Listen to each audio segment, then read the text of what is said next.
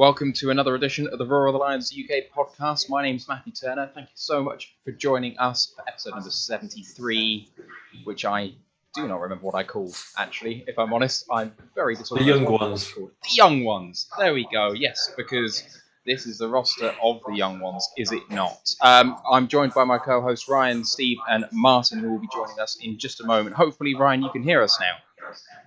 I can hear you. We're up and running. Yeah, buddy. How you doing, guys? You all right? All good. Football is 6 days away. Six more sleeps, like Christmas. Lions football 6 days away, but football is only 3 days away. Yes. Tampa Bay, Dallas. I don't want to watch that. Potentially one of the more exciting games of the season, first up. Oh, Come on. Oh, Come on. Maybe. You've got to be heartless not to actually start perversely enjoying Tom Brady, because out of the clutches of Belichick, he has actually become slightly likeable. It's very, very slightly. Yeah. Well, anyone that leaves the Patriots instantly becomes more likable to me. It's very, very true.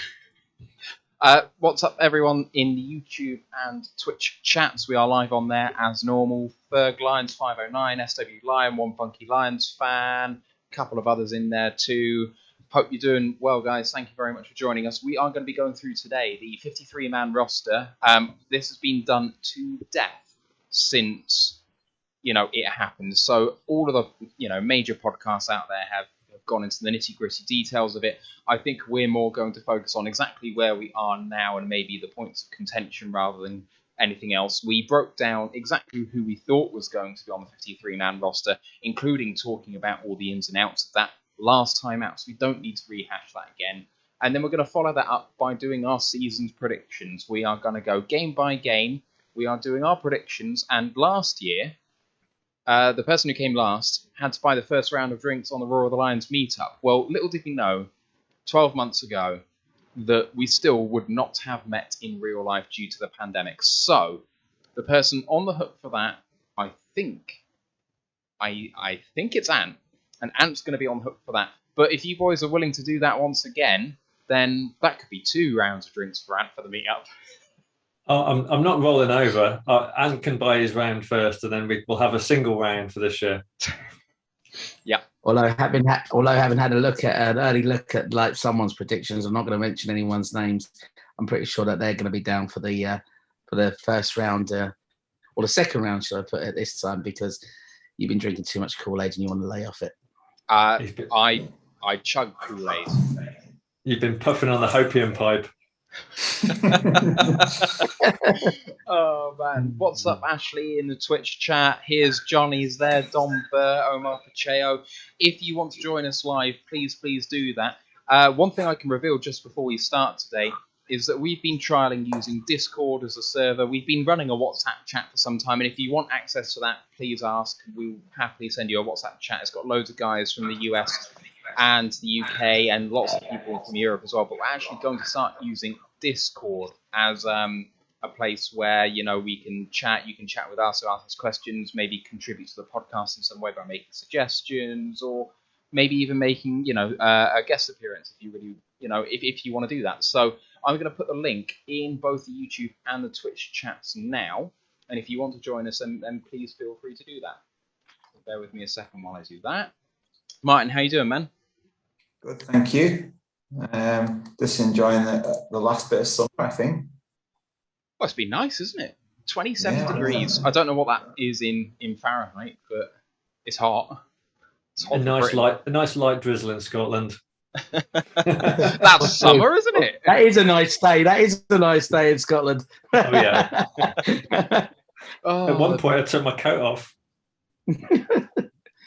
Yeah. Okay. So what do we have? Oh yeah, SW Lion. Thanks for saying that, man. Like the video, guys. Hit the bell. Do all that sort of stuff. That would really help us out as we go through. And of course, if you have not seen it yet, we did interview Jason Bell last time out. That is on our YouTube channel to rewatch. One of the most compelling interviews we've done, and we've talked to some of the best out there in Dave Burkett and whatever. And I'm not saying Jason Bell's better than Dave, because Dave's an absolute legend, but someone from outside Detroit, bit of a different sort of perspective on things. He's one of the main men over here in the UK when it comes to the NFL. He's the co-host of the NFL show, as well as doing his own podcast, which is one of the most listened to over here for American football. So he's a big guy, and his views on what the Lions are going to do, Aaron Glenn, special teams, the importance of special teams was really interesting. So a few other bits in there, boys. It was a really exciting piece, wasn't it, Steve? Special teams for special players, as he always says. Yeah, I mean, his passion when he was talking about Aaron Glenn, not just kind of a friend. He said he was the best corner he'd ever played with, the guy that taught him to play corner, and just a guy that he massively respected in terms of his work rate, his attention to detail. We were asking him about the whole Jeff Okuda, never been shown how to watch tape properly, Ferrari that kind of blew up in the off season, and he was giving his views on that. But I think the one takeaway from it was that he's massively confident that Aaron Glenn is going to, make a huge impact on our defense. Maybe not in, maybe we won't see it against San Francisco. Maybe it will take a few weeks, maybe even next season before we really see the benefit. But he is absolutely confident that AG is going to do the business on that defense, which I cannot wait for. Yeah. Did you boys manage to catch it? Yeah, I haven't I listened to did. it I yet. thought it was really good. Yeah, I thought it was really good. It was actually nice being a fan watching it, actually, and he came across as the kind of guy that you could actually just probably easily bump into down the local and chat football with for probably hours. And like I bet you that 30 minutes, while it was was short, was probably felt long because of all the information you're getting from him. So it was really great, and a shame. Hopefully one day soon we'll get him back and all of us will be able to attend it at the time it's been done. But yeah, it was really good. And like mentioned there by Steve, that the Aaron Glenn comments were really great to hear and kind of get an insight on what we've got there now in Detroit. Especially when we talk about defense, because we all know how important it is. And then obviously from our last head coach, who was meant to be a defensive guru, and didn't even watch film with like his first number 1 draft pick. So, obviously that's a good way of seeing how the change in Detroit anyway, just from a little glimpse like that. So very pleased. And there was a great interview. Well done, boys. Good stuff. Right, let's move on and talk about the 53-man roster. So we have got, let's see, what are the big talking points from this? So we go with 3 quarterbacks, but 1 on IR. So we're running with 2, and then we have the new man on the practice squad, who is Steven Montez, who came from the Washington football team. The most I know about him is that he's a dual threat quarterback, and that's going to really help us out when it comes to facing some of the more mobile guys out there. I don't know if you guys have seen Montez. Steven Montez? Have you seen Montez at all at college or at Washington? No, I've not seen him, but I think I read that they were going to use him to kind of simulate, when they're playing against a Justin Fields or your more mobile quarterback, they're going to kind of use him as a simulate in practice, and so that sounds like a good addition. I mean, if you have a look at the mobile quarterbacks who could potentially be in our schedule, I would think that he's not too dissimilar to, say, Jalen Hurts, week 8 against Philly, as well as obviously Fields we're going to face twice. Russ we're facing week 17. So, there's plenty of mobile. I mean, you can't get more mobile than week 3 in Baltimore. So hopefully that's going to provide us with a little bit of conditioning. Although I dare say if they just get burned doing that, it might hurt our confidence. But, Will we face Fields twice, or will we face Andy Dalton twice? Who knows? According to Matt Nagy, we will face Andy Dalton at least once. Is it the darkest timeline if we face Dalton twice? Because that means that the Bears have done actually really well. That'd be awful. Right. Anyway, let's move on down through. So running backs, we've got Swift and then Kabinder at fullback, the starters. The reserves being Jamal Williams, Jamar Jefferson, and Godwin Equid UK. On the practice squad, Craig Reynolds got there. And actually, there was a comment in chat about whether they were surprised that Reynolds managed to make it to the practice squad and didn't get claimed. Did you agree with the decision to maybe say keep Igwib UK and keep Reynolds on the practice squad, or did you think Reynolds would make it? Ryan? Ryan. Well, I mean, honestly, I have to fully admit that I didn't get to see as much of the pre-season as I would have liked, but I was probably maybe a little bit surprised. I thought Reynolds kind of didn't do anything wrong. I don't honestly know a lot about Godwin Igbuke, so I can't really comment on him either. But yeah, I mean, in terms of am I a little bit surprised that he didn't get picked up? Then I would probably say yes. But I mean, obviously, I haven't seen enough of him to give a fair and honest comment, to be brutally honest with you. I'm just getting my football bug bitten on me now, so I'm getting into it now. So I'll be revving up the engines with it. I think the thing with Igwebuike was that, he can do a bit more in terms of his punt returning and the kickoff returning ability. And obviously Reynolds has kind of come in out of nowhere, and they're probably still evaluating what he can do. I mean, he's certainly shown some really amazing flashes of talent. And he certainly seems to be someone that, could absolutely make an impact, but maybe they just wanted to have a few more months to have a look at him. Whereas Igwebuike, they felt they could use straight away. So it's going to be interesting to see how he develops. Oh, a couple of questions there. Do the Lions win on Sunday? We will get there. We will get to that. We will get there. Well, yes, we'll see. Right, tight ends. We only went with 2. Any surprise that we cut both? Obviously, both came back to the practice squad, and then Mac was cut. We do have Brock Wright there, and we have got another tight end as well. Shane Zylstra from the Vikings. Don't know anything about him, if I'm quite honest. Oh, and Jared Pinkney as well from the Titans. Any surprise? We've only got 2 on the roster. I think it's Dan Campbell is laying down his marker that if you're okay, then you're not good enough for the roster. And I think Mac has been kind of okay at a push for a couple of drops, not really impressed, and he's got cut. And I think that's very much the message. You're not going to just tread water and get a practice on my roster. Yeah. How long's Hunter Byron out for? Because I quite like him. There's something about him I like, but how long's he actually on the reserve injury list? Yeah, so he's on the non-football injury list, which is kind of like being on injured reserve. It's not that he's out for the season, but so it has been indicated privately from somewhere to people. I don't know whether it was on a podcast I heard to or whether it was said privately. So I'm not going to say who said it, but there is absolutely no expectation that the man will ever play a professional snap in the NFL again. So I don't think that that's necessarily anything in terms of quality or anything like that. I think it's more just that he has there's a feeling that he's potentially retired from the game. It's just not strictly announced it. So I wouldn't expect him to come back. Let's have a look here. People talking about food. Will Money says, can you send me fish and chips, mate? Yeah, give me your address and I'll send it over. I'd kill for a decent Vindaloo to Ferg Lions. I must confess, I do not like Vindaloo. It's far too hot for me. I can't take it. Stick with a Madras. You can't go wrong with a Madras. Madras is a fucking fine curry. Love it. Right, wide receiver. Sorry, Ryan? So the Booner's a good one as well. Try Booner.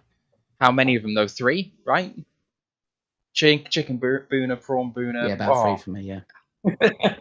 Keema naan. What? That's the bloody. I was going to say Will and Grace. It's not Will and Grace. What's the name of that show? It's, Gavin and Stacey. Gavin and Stacey. Thank you very much. You put me down as Smithy by the. I was Smithy or Nessa. Hopefully Smithy. I suppose. It's Smithy. Yeah. Oh, I really love that character. Really hate him. James Corden is one of those guys that I don't wish anyone any ill will, pretty much ever. Apart from him. I didn't say it. You said it. Well, I think the term is a face you would never tire of punching. Done well in America, like the boy, isn't he? Did you see the video of him promoting something in that rat mouse costume, fucking humping the air? What a dick. Oh, God. I'd love to see him just in a bit of pain. I would. Anyway, moving on to wide receiver. And we have got very, very many of them. We have 7 on the roster at the moment. One came via trade, and that is Trinity Benson. I think he came the day before Cutdown Day.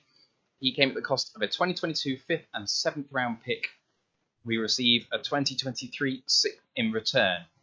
I've heard a lot of people waxing lyrical about the fact that they didn't want this to happen and whatever and what have you. But my feeling on this is the Broncos do not have a quarterback. Potentially, they're not going to be very good. So that 5th round pick and 7th round pick that we're giving up might be high, or they could be our comp picks that we know we're definitely getting. And in return, their 6th could be quite a high 6th round pick. So if your trade, let's ignore the 7th, because that's a priority free agent. No one cares about that. There's no value there whatsoever. If you're trading a middle-of-the-road 5th for a top-end 6th, or something to that effect, and in return you have a player who's perhaps worth that difference in price, you're basically net the same, right? I don't think there's necessarily anything wrong with this trade. Any thoughts?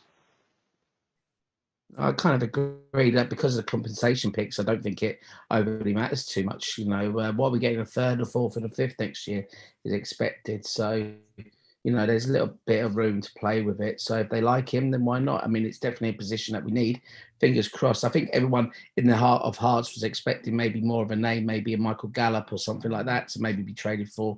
And but yeah, it wasn't to be. So and I don't think that many came available at the end of the day that we thought they may, you know, when the cuts came. So yeah, I mean, you know, I don't know a lot about the lad, but obviously, please God, he can produce for us this year. Mm. Yeah, I mean, Luke G on his show was playing a bit of tape on him, and you know, there's some positive stuff there. But you know, like I said, the scouts have, you know, they've obviously seen something in him. So you know, we just need to hope that their judgment's correct and that they've like unearthed a bit of a diamond here.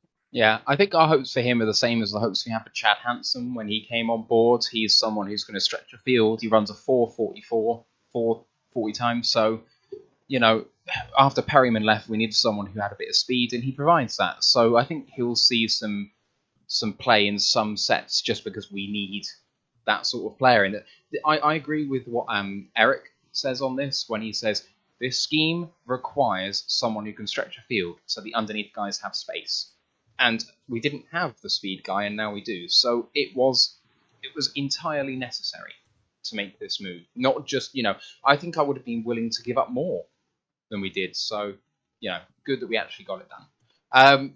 Right, so the wide receivers, apart from Trinity, we do have Tyrell Williams, Khalif Raymond, and Amon Ra as the starters in 3 receiver sets, according to Lions Wire. The reserves are Cardarrelle Hodge, who we claimed on waivers, Quintus Cephas, and Tom Kennedy, along with Trinity Benson.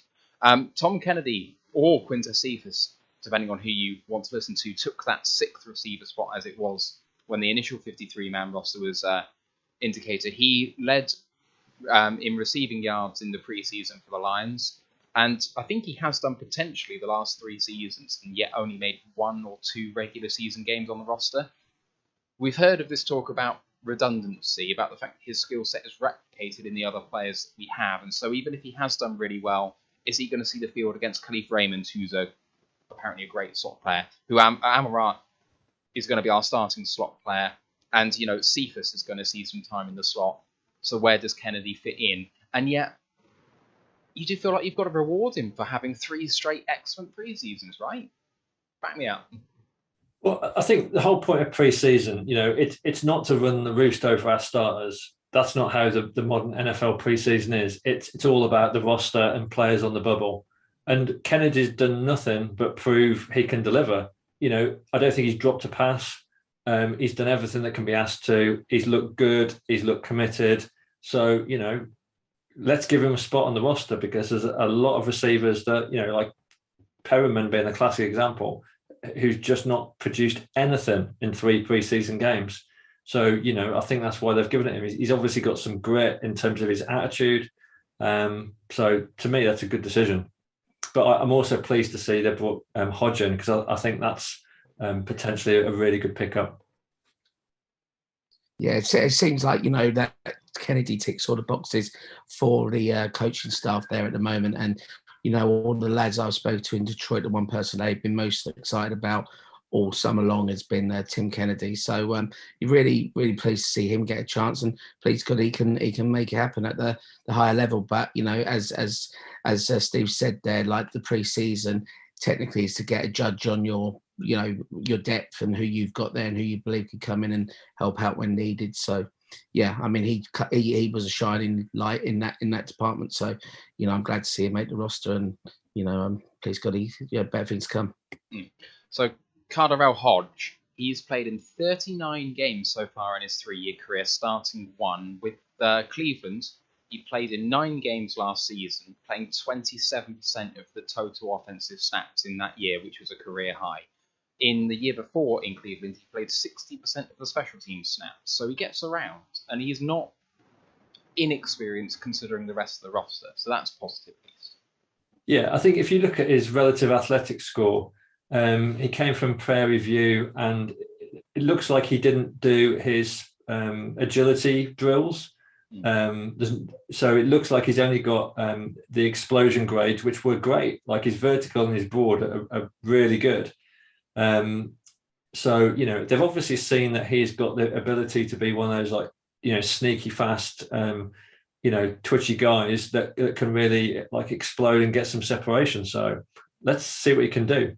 Yeah, and he certainly seems to have a bit of attitude with him, and I'm sure getting cut from the Browns will give him a bit of a chip on his shoulder. He's taking a pay cut to come to us.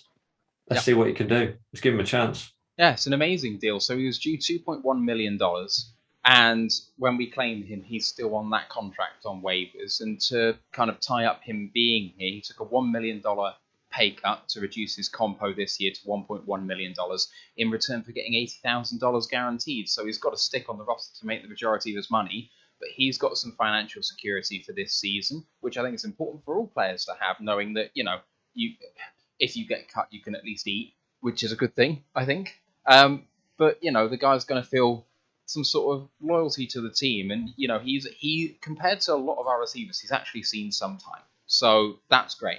Just want to shout out in the chat to a few people who said hello. I think I mentioned Will Money before. MZ is there. Michael Lucci, as he said, hi from Normal, Illinois. Go Lions, love your coverage of the boys. Thank you very much, man. Luke G is in the house. What up, though? And Frog Crop is in there as well. Thank you very much all for joining us. All right, let's move on to the next position group, and we've got the O-line.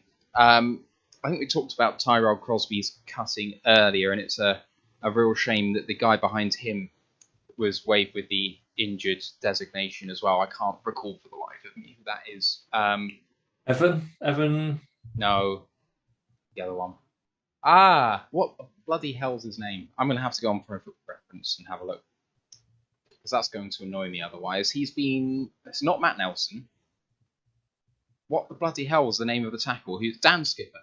Got it. Skipper, yeah. Dan Skipper. So the guy who looked like he was probably our best reserve tackle all preseason, had been playing, fairly well on a line which had been in really, really badly. And then he goes and gets injured in the final preseason game. He's out for the season. So that's gutting. But we've only taken 8. And that's Taylor Decker, Jonah Jackson, Frank Ragnow, Halapulavati Weisland, Penny Sewell reserves, and Matt Nelson as tackle 3, Logan Stenberg as guard 3, and Evan Brown as the backup centre. In terms of practice squad players, I didn't talk about practice squad for the wide receivers as well, so I'll just mention that as well in a sec. But the only other guy on the practice squad on the O-line is guard Tommy Kramer, who I thought was actually going to make it, and tackle Darren Powell, who I'm surprised he's made it to the practice squad at all. The wide receivers that also made it, we had Javon McKinley, who I'm pleased has caught on because he played really well. Sage Surratt, who I'm surprised has stuck around. Those are your guys on the O-line and the wide receivers practice squad. What do you reckon on those, boys? Any surprises there? One of the best offensive lines in the NFC. One of the worst second-string offensive lines in the NFC. Please, God, let no one get injured. Yeah. It's such Not a much big to add there, really. It's pretty much such a big difference. One injury will kill it. And I just want to say out there, for anyone who says Penei Sewell is a bust, you will go on mute. I am not going to tolerate any chat like that. If Penei Sewell goes out there and gets a 40 PFF grade and generally looks poor, he's 20 years old, he hasn't played in 18 months, and he's just changed position. We drafted him based on traits, his athleticism, things that are going to translate in the future. Some guys do not work out in their rookie year. You've got to give him time. The thing is, the upside of him is that he could be excellent this season, but do not bank on it and do not get on him if he isn't, because he doesn't deserve that. We welcome hate in this podcast, but let's not have stupidity. Yeah, I mean, it's ridiculous. I mean, you can't judge the kid after 3 or 4 pre-season games. So, I mean, like you say, 18 months out, Jamal Chase at Cincinnati's getting slated because he had a poor time catching the ball. You know he's going to come good eventually if you stick with him. So it's just one of those things. And, he's got a lot of, he's only 21, our guy. So we've got a lot of time there for him to grow and he'll get better. Just, and he's got good people around him, good leaders around him. He'll get a lot better. And like you say, it's a new position. So, don't just give him a bit of support, not shit on him just yet. Yeah, and I think Chase has not played football for a season as well. I mean, it's like a common theme, isn't it? Like if you've not played, at that speed of a full placed game, you're going to be rusty, and you're going to make drops, and you're going to make errors. So, people just need to calm the fuck down. 1540 said Justin Fields is a bust. I hope you're right, but I do not agree with you. Michael Luke Jesus just said. We all saw Big V at tackle, and he doesn't really seem like an option. But here's Johnny said that Big V can be that backup tackle option, and I actually agree. I have no doubt that Big V is probably a better tackle than Matt Nelson right now, and I have no doubt that Tommy Kramer is a better guard than Matt Nelson is a tackle. From what I've seen in the preseason, now they didn't rep that way in practice, but that's my firm belief. Tommy Kramer really came on. Actually in preseason, and Logan Stenberg really came on in preseason as well. So I'd much rather kick out Big V to tackle and put in Logan Stenberg, but we know that they don't like to move around a settled O-line. So if Big V is playing well at guard, do you really want to shove him out to tackle? It's an interesting question, but I do think that the best line, if Sewell goes down, would be to kick Big V out to right tackle. Well, I'm just going to say I'm going to give him a clean slate now because I think that he does, after the shambolic, coaching over the last couple of years, that he's just going to get a clean slate from me. I mean, I gave him some serious shit last year, and deservedly so. But I'm sure after the game on Sunday, if he's played a part and played atrocious, then I'll be back on giving him the crap. Well, but good luck to him. I hope he proves me wrong. I want him to prove me wrong. I want to be wrong. I usually am anyway, so he's got a good chance. The Bears hate in the chat is making me laugh, I have to say. If you wonder why I'm laughing, it's the Bears hate in the chat. Loving it. It is great. I'm loving it. Why did they call him Justin when his name is Bustin Fields? I love it. Bustin. I love it. Hank Fraley, Ashley says, is a great O-line coach. I won't stand for this slander. Do you mean Frank Haley or Hank Fraley? Not sure. The alter ego is out and waiting. Frog Crop has just said, Barnes is going to raise some hell. Can't wait. He is the dog. I agree. We are getting to linebackers shortly. Let's move on to the defense and the defensive line. Starters, according to LinesWire, are Aleem McNeil at nose, Michael Brockers, and Nick Williams at DT. Reserves are Kevin Strong, Levi Onwuzurike, and backup nose is John Penasini. In terms of the practice squad on the defensive line, I'm going to read that down, and there is no one. No D-line help on the practice squad, but this is an uber deep squad, right? Probably our deepest position group, boys. What do you reckon? Yeah, I think it's good that Nick Williams has obviously listened to our criticism and raised his game. So fair play to him for getting on the roster. ROTL boosted Nick Williams, and by boosted I don't mean we got him out of a sticky situation. Anyway, okay, moving on to outside linebacker / edge starters, Trey Flowers and Romeo Okwara. Reserves, Charles Harris, Julian Okwara, Austin Bryant, and on the practice squad we have Jesse Lemonnier from the Chargers. Any surprise that they took 5? I'm surprised they took 5. I really thought it would be a choice between Harris and Bryant, and they took both. I think fair play to Bryant. I think Bryant's been one of the guys in the camp who's delivered. They've obviously I would imagine that Bryant's been in the last chance saloon going into this practice. And from what we've read, he's done nothing but deliver in practice and has won them over. So, good going. Ashley's very helpfully pointed out that actually Bruce Hector is on the practice squad. He said Miles Brown is as well, but I'm not sure that's right. Yeah, Miles Brown was released on Thursday. I don't see Hector on there, but I'm sure you're right. There he is, Bruce Hector. You're absolutely right. So my bad. Hector had an amazing preseason. I really thought he was going to make it. So, but yeah, you were saying about Bryant. Austin Bryant has really picked up from a position where it looked like he was pretty sure to be cut. He's made it. He's one of these guys where if you're looking at these guys have made it on merit, he absolutely deserves it. Now, can he stay healthy? Is his biggest question, isn't it? Much like other players on the roster we might mention in Deshaun Hand, who's gone to IR, who I didn't mention. Once again, any surprise he's stuck around? I think he's a talented boy, and I think we're on the last pod we were talking about Deshaun Hand, and I said I wanted to keep him. I think I know that we maybe need to not be too patient with some of these guys that have just time and time again been unreliable, but I think Hand's so talented. If we are going to keep one of these guys with injury problems, he's the one to keep. We've also got J. Sean Cornell as well, of course, who is suspended until week 4, I think, and then we have to make a decision. Yeah, I think he's definitely out the first 3. All right, let's move it on to the off-ball linebackers, the inside linebackers. We have starters. And I know this will anger some people, especially some of the Luke G's stands. The starters, according to LinesWire, are Jamie Collins and Alex Anzalone. Well, hey.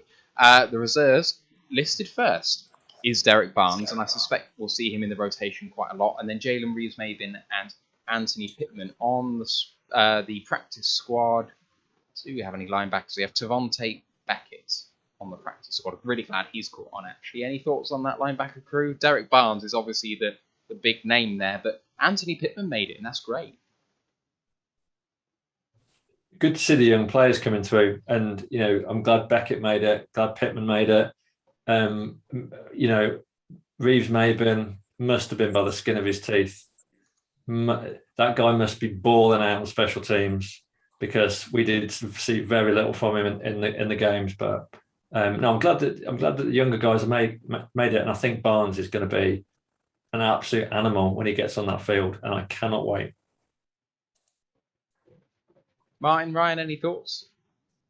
I know that there was an article a few weeks ago. I'm not sure whether it was on the Lions website actually, but it was with Jamie Collins talking about the competition in that field and how that had kept everybody on their toes. And yeah, it's going to be an interesting year there, I think. And I agree with Steve. I think Barnes is going to be a real one to watch this season. And I'm looking forward to seeing hopefully out on Sunday as well.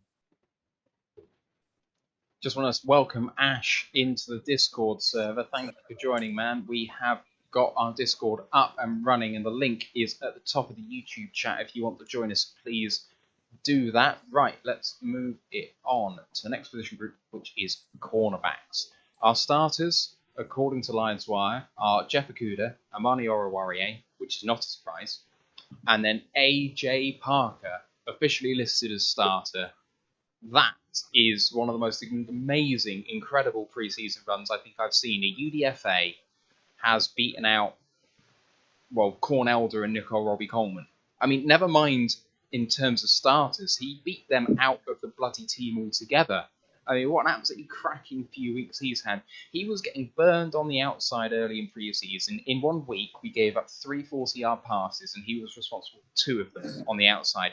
Kick him inside, and he looks like an absolute world beater for a couple of weeks now. Does that replicate into the regular season? I mean, he's a UDFA for a reason, so let's keep our expectations low. But what a story. What a story. Yeah, it was really interesting when we were doing the Jason Bell interview, and he was talking about those guys on the bubble, and he was saying, if there was a rookie and a veteran, and if the rookie gets to anywhere approaching the veteran level, they will cut the veteran and go with the rookie, because that's where the potential is. That's where the ceiling gets higher. And obviously, you're probably making salary cap savings as well. So, you know, you look at the Lions roster, we've got the youngest roster in the NFL. And I think, you know, stories like AJ Parker very much back up the philosophy that this is going to be a project and this is might take a couple of seasons, but that's where we're going. I don't know whether you caught him in the final preseason game against the Steelers, but he repped against the ones. Steelers ran with their first team, and he allowed 5 of 7 completions for 15 yards. 5 completions at 3 yards of catch, including one of the ones that he actually stopped was a pass breakup where he took out the legs in the air of the receiver in a really good play. Like, just, I don't know what more you can ask of this guy. I mean, to go up against that Steelers team where Big Ben looked like he was throwing really, really well. Like, that looks like Big Ben getting back to his old sort of form. And that receiving group of Deontay and Juju and whatever, and he looked like he belonged. I could not be more happy with Parker. Big Ben looked like he'd been on the Slim Fast all summer. Where's everybody with Okuda at the moment? My expectations are actually pretty high. I'm not going to lie. Like, I know that he had a really tough year, and then he came out in this preseason and said, I don't really know any more than I did last year, which is just shocking to me. Having said that, he's a really smart guy. He was taken 3 for a reason. He was the consensus number 3 overall pick, which people forget. Like, there were a couple of other people in the conversation, but not seriously. Like, every major pickster out there picked Okuda at 3 because that was the right pick to make. Now, regardless of how it works out. But he was number 3 because he is that good. And he's got to show it. And he's looking a lot more confident. He can give up the odd big play. He needs to weed that out. But I think he can do it. I think he can do it this season. You can't be in the NFL covering number 1 wide receivers with an unresolved groin injury that has been carried over from college and they've never, got it sorted out. You can see around the league there's several rookies that are like having surgery at the moment and are going to miss the first few games for a few teams. And you kind of wonder whether we've like mismanaged his injury situation, because a cornerback with a groin injury, when you think about the kind of explosiveness off the line that these guys need to have, it's never going to happen. And he looked wrong all season. He just didn't look right. And I think we only found out about the kind of groin injury like halfway through the season. So for me, this is like his first. We should just scrap last year. This is his rookie season. Let's see what he can do.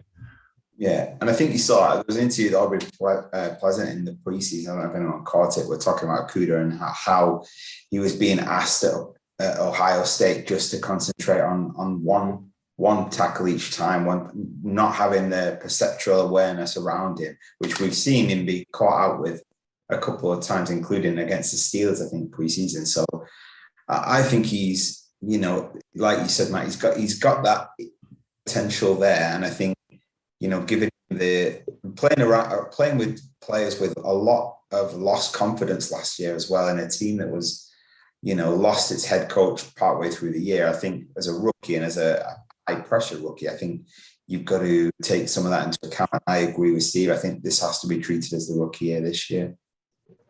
Yeah, and I think he's got love now. I mean, you get some people in all walks of life that some people need, can be shouted at and you'll get a response from. Some people need, an arm around them and they'll perform better. But also, the kid was, pretty much left on his own last year, it seems. So, and like you say, the groin injury, which was probably maybe affected him all season long, and someone like Patricia probably expected him to grind it out, and stuff like that.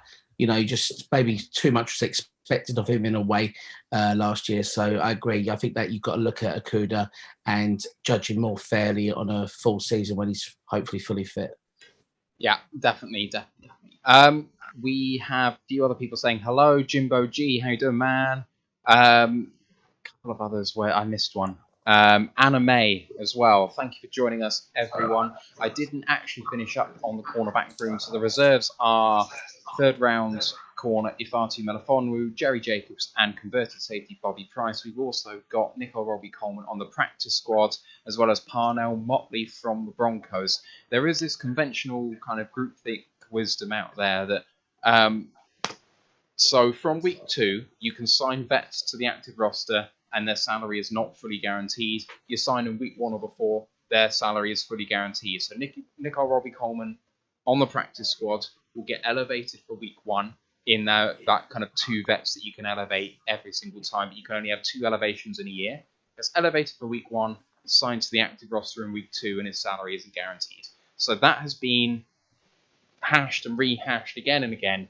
I can see the logic. I don't really want it to happen.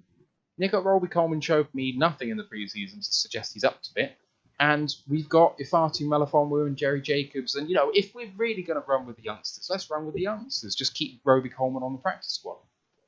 Yeah. Message to free agents all around the NFL. Don't come to Detroit bringing nothing to the party. Come and bring some skills. Show us something. Be productive. Don't just turn up. You're not going to get signed onto Dan Campbell's roster. Yeah, and I think with Brad Holmes there as well, obviously he would have known Roby, well. So, obviously, don't come there expecting it to be a free lunch anymore. You're going to have to earn your keep in Detroit now, I think. Never mind that. If you ball out, you will stay on. Guaranteed. I think the only guy who's played super well and deserves to be on the roster and hasn't made it is Bruce Hector, the DT. And it's only because DT is our deepest room out there. You can make an argument for Craig Reynolds at running back, but we already probably kept one more than we need in Godwin. So, he's unlucky that that's also another deep room. But you play well here, you would get a roster spot. I think a year on the practice squad with Juice Staley and Reynolds could be something next season. And I'm looking forward to it. Did I mispronounce Craig Reynolds? Michael's just said Craig Reynolds, Matthew. I don't know. I might have missaid it. My bad. Right, let's move on to, I think, the final group of players in the safety rooms. We've got specialists as well, I guess. Safety is starting at Tracy Walker and Will Harris. Reserves Dean Marlowe and CJ Moore. And do we have any on the practice squad? Jalen Elliott made it onto the practice squad, which is good stuff. So it was rumoured we might take 3, we might take 5, end up with 4. Marlowe obviously released along with our tight end 2, who's my memory is absolutely terrible. Darren Fells also got released, got re-signed, bit of jiggery pokery on the roster. What do we reckon? Is Will Harris really good enough to be the starter in this group? I can't even believe I'm asking that question. He's going to have to be. That's the answer. He's going to have to be because there's no one else. Ryan, come on. I know you're itching to say something about Will Harris. No, I mean, it's going to be, we'll find out very quickly, I think. I don't think he's up to it personally, but, that's my personal opinion on it. But I do want to say a special mention because, sad to see the Don go, Don Mulback go, obviously, after so many years. But good luck to him in his retirement. Anyway, I'm sure you're listening, Don. Yeah, I miss Don already. I don't. Let's come on to specialists now. We have punter Jack Fox, kicker just received on waivers Austin Siebert from the Bengals, and then the long snapper Scott Daly, who I think is going to need a year or 2 to bed in. But if we're not worrying about the wins and losses, just playing well, then maybe I can buy that. The starting punt and kick returner, according to Lions White, is Khalif Raymond, and kick returner 2 is Godwin Igwebuike. I did love the Twitter bit. I mean, it was on Twitter of Jack Fox obviously getting asked, could he possibly be the kicker, and answering with a series of videos where demonstrating why he wasn't going to be the kicker. Probably one of my favourite videos of all time. Yeah. Like, you watch the next one, even though it's slightly further away, surely it can't be wide right again. Come on, hit it left, for God's sake. He just looks so young as well. It just feels so bad for him. Oh, man. Right, okay, that was our roster breakdown, the 53-man squad. In fact, I forgot Zane Gonzalez reverted to the practice squad as well. So if Austin Siebert doesn't quite cut the mustard, we can elevate Zane Gonzalez, who obviously has a lot more in-season experience than Austin. He's got a hell of a leg from distance, but watch out when he gets close to the sticks. I don't think anyone wanted a year of watching Randy Bullock. So, let's see what this boy can do. I lost all respect for Randy Bullock when he missed that field goal and then pulled up injured with like a torn hamstring or something. It's like, you just kick a ball. That's all you do, mate. Come on, lads. Like, please. Don't feign it. Like, Red Zone were taking the piss out of him mercilessly. Oh my god. Right, we are going to move it on to our next segment, which is to do with the regular season 2021. So we're kicking off So we've this got the hard Sunday. part out of the way. We've got the easy bit to go now. Right. I hope that the people in the chat will appreciate the wide range of views you are about to hear. We are not a homogenous group of people. I am missing my Kool-Aid chugging friend, co-host in Ant, who unfortunately is working at the moment. I need him for backup, and he's let me down. But I am your resident Kool-Aid chugger. I would class Steve as your man in the middle, fence sitter. And just Martin, keeping it real in Just the middle. barely. And One Martin cheek on one side. Martin and Ryan are your resident realists. Shall we say? Is that fair? I'm definitely pleased you didn't use the word pessimist. I'm glad I can't see the chat saying the chat on the YouTube or whatever. I'm glad I can't see that when I give. Yeah, I think we'll avoid that. I don't know. I think that the chat, who I think mainly have come to us through Luke G, and I have to shout out Luke G again. Thank you very much for bringing us onto your show and coming onto our show and introducing us to this lovely range of people. But they are fairly accepting of the wide range of views. There's a lot of people there who are not as Kool-Aid chugging as others, so I wouldn't worry too much about them, a good group of people. And we need to get you on there as well, Ryan and mine, on Luke G's show, because I think you'd absolutely love it. I think you would really, really find him a funny guy. Right, let's break it down. So week 1, San Francisco. We are going to talk more about this game on Thursday in our first Thursday show of the season, so we're going to break that down later. But let's very briefly talk about this game as I reveal the picks, if I can. Oh, I can't change the colour. There we go. So, myself and Ryan McCluskey, also absent, have called for a win. Steve, Ryan, Tom, and Martin for a loss. 3 and 4 the records, fairly evenly split. Ryan and Martin and Steve. Why do you hate the Lions? So yeah, any of you look take that one. Go on. Yeah, so the 49ers, Shanahan, we're not playing like a mug team in week 1. Like, Shanahan will have come up with a few schemes and he will know exactly how to play us. And I think it's not that I'm down on the Lions and I think we're going to take a big loss in the first game. I just think it's too early. I think a lot of the work that, AG and Anthony Lynn are doing, they're just not quite going to be clicking. And I think to beat the 49ers, you're going to, they've got a good wide receiver core. They've got a good running backs, Mostert. The defense could be nasty. Yeah, the secondary is definitely, the secondary of the 49ers is definitely their weak area. But is our receiver room going to be clicking? So I just think we're going to take a narrow loss. I certainly don't think we're going to embarrass ourselves, as in the New York Jets in Patricia's first game, which, we can all still feel the pain of that one. So, yeah, I think it's going to be a tight game, but the 49ers are going to shade it. Yeah. I would agree. One at a time. Martin, go. Oh, okay. Well, I think the 49ers are probably a wild card team. I've got them as a wild card team for the playoffs for me. I think it's difficult, isn't it? Because part of me really wants to say no fans in the field for a year.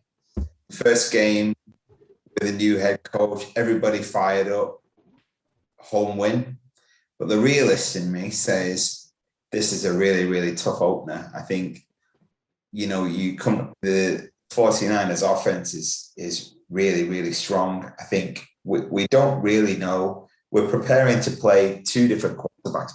We don't really know who that's going to be, unless I've missed something since I wrote this. So I really do think this is a really difficult opening game. And I think, we've got a new head coach, a new quarterback, still trying to find our feet. To turn over the 49ers would be a big ask. If this was last year's opener against the Bears, I'd be much more confident. But it's just, for me, it's the luck of the draw on this one means it's too tough of a game to see us winning on the opening day. Yeah. I mean, for me, it's basically what the two boys have covered there. There's nothing really to add. If we were starting the season against the Cincinnati Bengals, we'd all be going for a Detroit Lions win there. I mean, because that's a great game to get started with. The fact is, you've got the 49ers fully fit. They've had problems on injury for quite some time, but now they're a fully fit squad. And, you just don't know what to prepare for. I reckon that they're going to use both quarterbacks at some point during the game. I mean, Lance will come in and play a part. There's no doubt about that. And, obviously, you've got the mobility. They've got great run games. They just pull your defense all over the place. So it's going to be such a tough game. It's just, technically, it's like a nightmare game in a way to start if you look at our schedule. But, fingers crossed, strange things have happened. So, I really hope that, the Ford Field will be rocking. I know that for a fact. I think we all do. And please God, we can get the W. But it's just a tough game. And they're a better team at the end of the day. So, you'd have to, go with them if you're putting money on it, I think, unfortunately. Yeah, I think that Lance isn't going to be playing because I think he's got this hand injury where he followed through into someone's helmet and I think he's chipped his finger. So I don't think we're going to see Lance. And actually, I think that's in the advantage of the 49ers because I think if they'd have put Lance into that game against, as Martin said, Ford Field, the crowd massively up, noise would be deafening. And I think Lance would have made a couple of mistakes. Whereas I think Jimmy G, he's a bit more of an older head, a bit calmer. They probably won't try anything too ambitious. And I think that'll probably suit the 49ers. Yeah, not to talk too much about the 49ers, but I mean, have you seen how hard he throws the ball, Lance, all the time? The one thing I'd be worried about if I was there kind of a fan of like the 49ers, which thank God I'm not, but he just seems to just smash it in there all the time. You just don't see any real touch or delicacy with him. And I mean, I hope that he chipped his bone on his finger on someone's helmet in a game and not somewhere else. Couple of messages in chat. Ken Stauder says that it's going to be a San Francisco win. Thanks for joining us, man. Rock Howard says Lions win week 1. Book it. Thank you as well for joining us. I'm going to give you the other side of it and why the Lions win. And it's really because this San Francisco team has got some big names. And if you have a look at the overall quality, yeah, they probably are better than the Lions. But they have a lot of guys who kind of threaten to be good and yet haven't really converted it. Eric Armstead, I think his name is, or Eric Armstead, whatever his name is, has kind of had one good season and has fallen away. D Ford has had one good season in his career and has kind of made a name for himself with that 1 year, but has actually not been good before or after that year. There are several other guys who have kind of just had one good season. Now they've got some game-breaking players at tight end, fullback, mid linebacker. And you can't shy away from that. But every team has superstars. Even the Lions have one or two. Not many. But I just think this is one of those teams where I think we can get our run game going. I think that Goff is potentially a better quarterback than Jimmy G. I don't know. It's debatable. It's close. I think Jimmy G could easily get injured in this game. I mean, you never know what's going to happen with this, but I do think that the Lions are going to come in full of beans, desperate to prove a point, and I think we can shade it. I don't see any reason why San Francisco pose a huge threat if we can shut down one man in Kittle. That's it. Double team him, and I think we'll be fine. I don't see any threat from their wide receivers whatsoever. Samuel is meh, and Ayuk is meh. Like they're okay. That's fine. They might make the Lions roster, But do you know my major issue with the Lions this year is I see scoring points as an issue, and I see, I think with that wide receiving room, I really do think that's where we're going to fall down. I think I do see the defense improving as the year goes on, absolutely do, but I just can't see scoring enough points. Could be true, right? We'll talk more about San Francisco on Thursday, so join us then. Luke G says he needs to be a part of this conversation. You can join us on Thursday if you want. You can be there. Right, week 2 at the Green Bay Packers, and our survey says 0-7. Not one of us thinks we're going to beat the Packers in Green Bay, and I mean, they're the only team that we've beaten in division, right, in the last 3 years?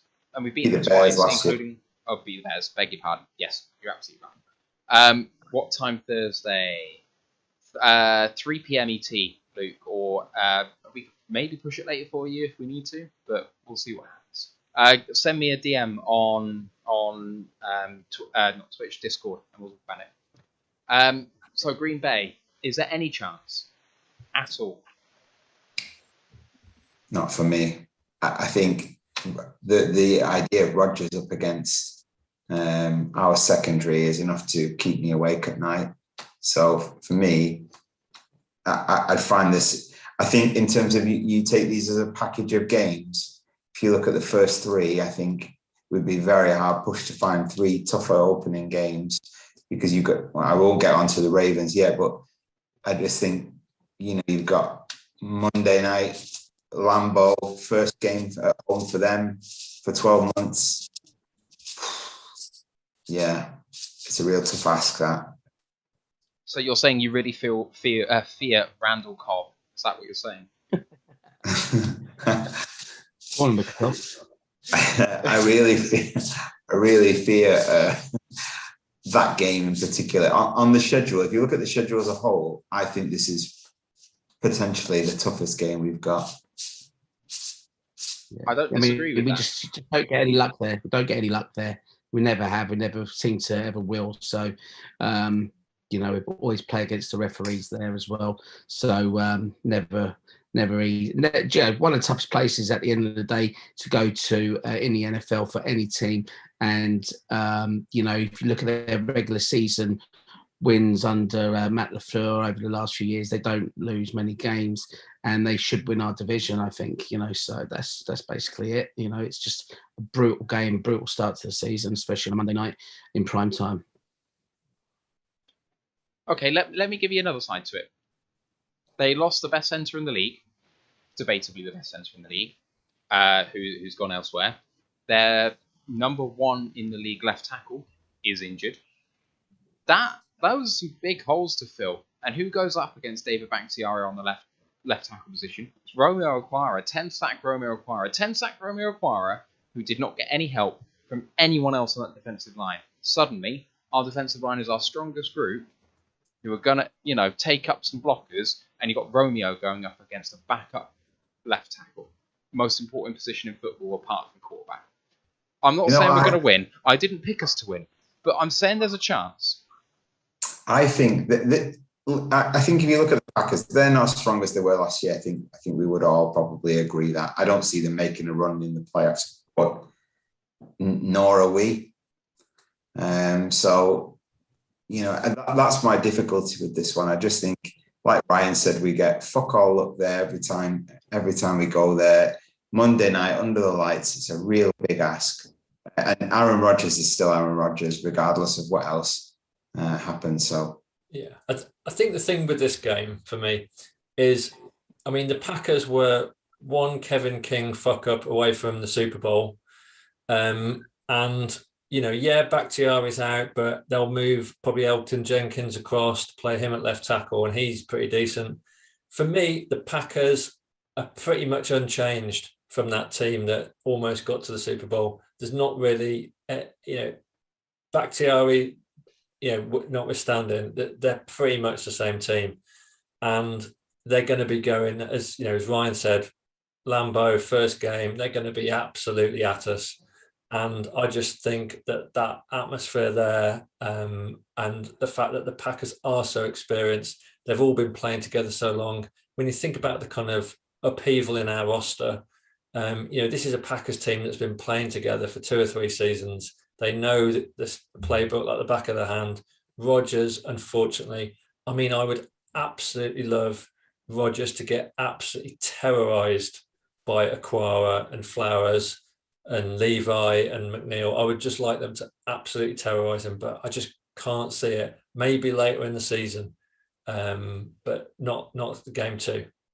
I don't know. Sorry, Matt. No. I mean, perfectly entitled to your opinion. I'm not saying that you're wrong. I'm just trying to present the other side of it. When we have 5 men on the line up front and only 2 linebackers, they've got to go one-on-one. They're 5 against our 5. There's no double teaming going on unless they want to lose a receiver at tight end, stick him in as a blocker and not as a receiver, then they can get some double teams in. So you're leaving Levi, Romeo, Aleem, Flowers, and then Brockers or Nick Williams, all one-on-one. And these are all guys who are famed for their ability to, 1, win in pass rush, and 2, they're all much better in run defense than we have been in previous years. I don't think in the last season and a half or so it's been Rodgers necessarily beating us, but it's been Aaron Jones beating us. And our run defense is probably going to be a lot better. I do not expect Jones to beat us. Now, you can't account for Rodgers beating you because he's one of the best in the league. He was MVP, and deservedly so. And I hate that, but there was no other choice. He was excellent last year. So Rodgers beats you, then fine. But I do think that we will stop the reason why we lost last year. That's all I'm saying. I agree with Martin. Where are our points coming from? That's the big problem. And if you remember the game last year, Marvin Jones had that catch that was absolutely a completion that didn't get reviewed, which was utter bullshit. So, and that really swung that game because we were in that game until that kind of incident. So it's going to be close. I think it's going to be closer than last season, and I don't think we're going to be embarrassed. I think the year before we should have won there as well. Yeah, we should have done. 100%. They always go with a full heart. They're not really intimidating when they go up there. So they always do give us something and show us something. But it's just such a hard place to play. It really is. And you just don't get luck there. No one does. Very rarely do you see them get fucked on their own ground. Yeah. Right, let's move this on because we spent enough time in the first 2 weeks. So I'm gonna move this swiftly on. Week 3. At home against Baltimore, 0-7 as well. Not the best start, as Martin said, to the season. I'll ask the same question. Any chance against Baltimore and Lamar Jackson? You know what? I've got this as the most winnable of the 3. Because I think, the Ravens like to run the ball, don't they? And you say that our D-line is much improved. I think if we can... Their passing game was garbage last year. It's what really, I wouldn't say as far as garbage, but was a weak point for them last year. So I think if we can keep our best chance of winning games this year is keeping them low scoring. And I think if our D-line can handle their run game well enough to keep the score down, then we've got a chance. But it does come back to what I said before. Where are we going to get the points, against a decent defense to beat them? That's my issue, but it's the most winnable of the 3 for me. I know that sounds insane, but... No, I completely agree with that. I think you've got it spot on. It's going to be a low-scoring game. My big issue is, probably the most mobile quarterback in the league against our linebacker and safety group just scares me. And that's where I think they'll get just enough points to win. Yeah, I'm sure I'm right on this fact. I think that you're 100% right. They're 32nd ranked passing team last year, Baltimore, but they do run the ball and they do run it really well. So, it could be, definitely I agree. I think out of the 3, we've got a good shot here, but it's going to be tough. If like Lamar Jackson's on fire that day, then he's hard to stop by the best anyway. So just fingers crossed there's a good chance of this one. My fear about the Baltimore game is that one of their weaknesses was Patrick Queen last year, their first-round draft pick from 2020. And apparently he's looked a lot better this season. 2020 rookie who just struggled with that preseason, and he's had a full off season this time round, looks much better. And, alongside people like Marlon Humphreys, who's one of the best corners in the league, this is, for me, a really tough game. I would say that it's probably the one I'm least confident on. I think this is harder than the Packers away. But we'll see. I just don't think we'll have an answer for Lamar. I don't. I've seen it before. I'm a lot more worried about Devontae Adams than I am about Marquise Brown. He's in my fantasy, so leave him alone. Oh. Well, I don't want to score points that week. I might sit him that week. Yeah, do you want to make your pick, Ryan? Because you've been on the clock for an hour now. Jesus Christ. Right, let's move this on. Week 4. And if my spreadsheet's going to react, great. Week 4, the Bears. We have, and Ryan McCluskey's going to die. We have 3 wins, 3 losses, and a tie. Why do we have a tie? Why did you pick a tie? McCluskey. He is recovering. Yeah, he's recovering after going to a festival, and I hope his hangover is bad. That's all I'm saying. Fucking tie. Right. Steve, you picked to win. You go first. Sorry, this is the writer for NFL Scotland for the NFC North, so your expert opinion on the Bears. Yeah, I think that this is by far the most winnable game in the first sort of 5 or 6 for us, because I think the Bears are utter shit.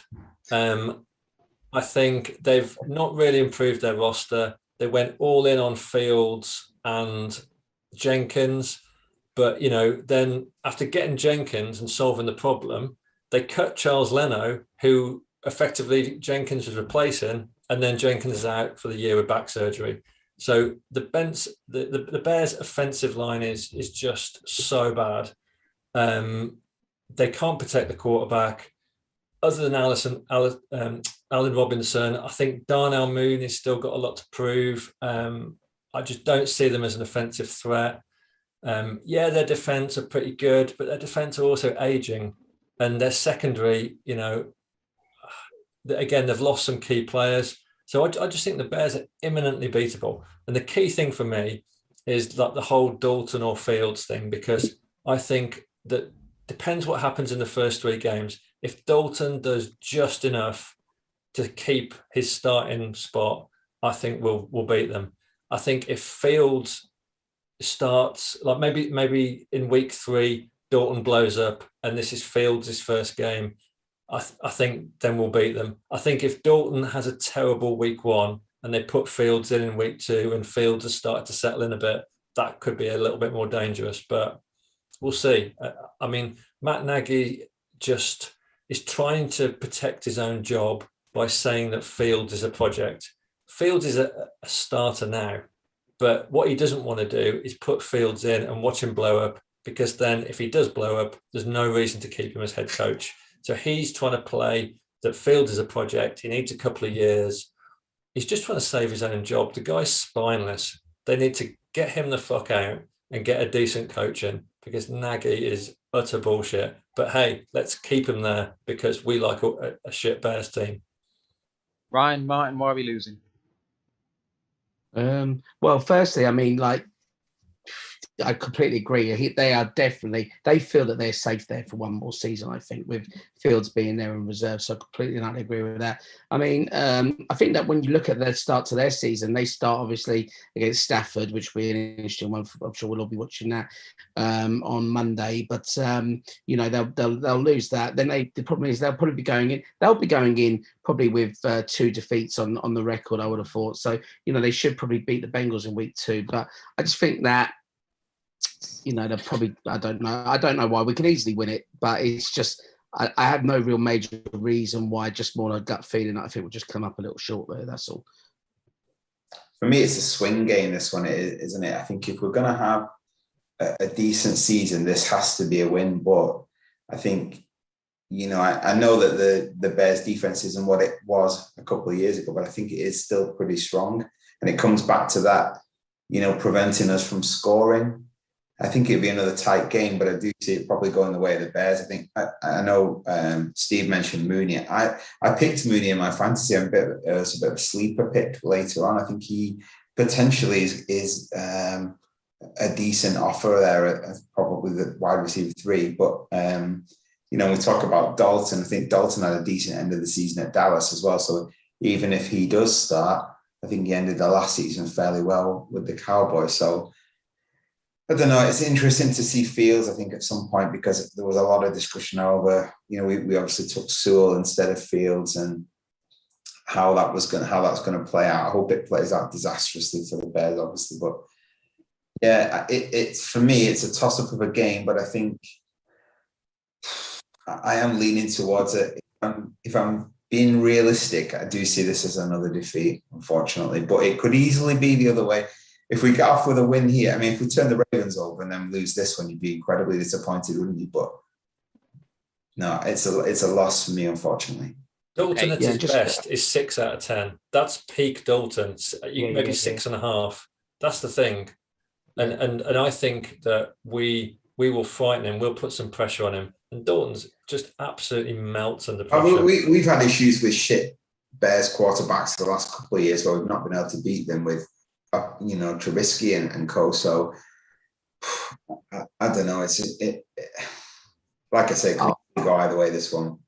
I'll be honest with you. I think that this is going to be probably one of the reasons why I think we might come up short there. Is I think that he will have a rough start to the season, Dalton. We all know what the Bears fans are like and what they seem to think that they've got in Fields. And I think that this will be his first start against the Lions. So I think that, you know, we'll be facing Fields that week and not Dalton personally. I just want to say a couple of things. Christian Jones is listed as a starter on this team. That's number one. I'll just leave that there and just leave that hanging for just a moment, because that's how bad the Bears are. They are going to hang on whether Jalen Johnson and Roquan Smith can play. Because if those two play well, Hicks and Mack and those two will be enough on defense to give us problems. That O-line is horrific. I mean, that is one of the worst O-lines in the NFL. And whatever quarterback's going to be playing for the Bears, they're going to really struggle, especially when their only legit wide receiver is Allen Robinson. Darnell Mooney is fine. And Marquise Goodwin is fine. And Rashad Perriman is not fine. But, you know, so they are the masters of taking our offcuts and, you know, making them a part of their team. Good luck to them. But here's my hot take. The Bears go 0-4 and the whole the whole front office is sacked.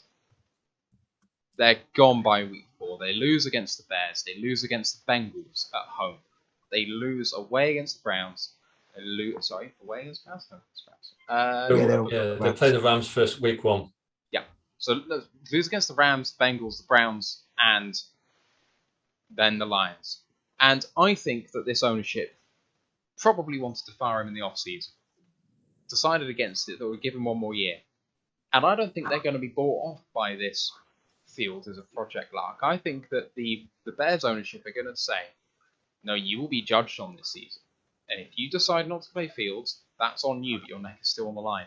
And if they go 0-4 and lose to the Lions at home in week 4, they're gone. Nagy's sacked.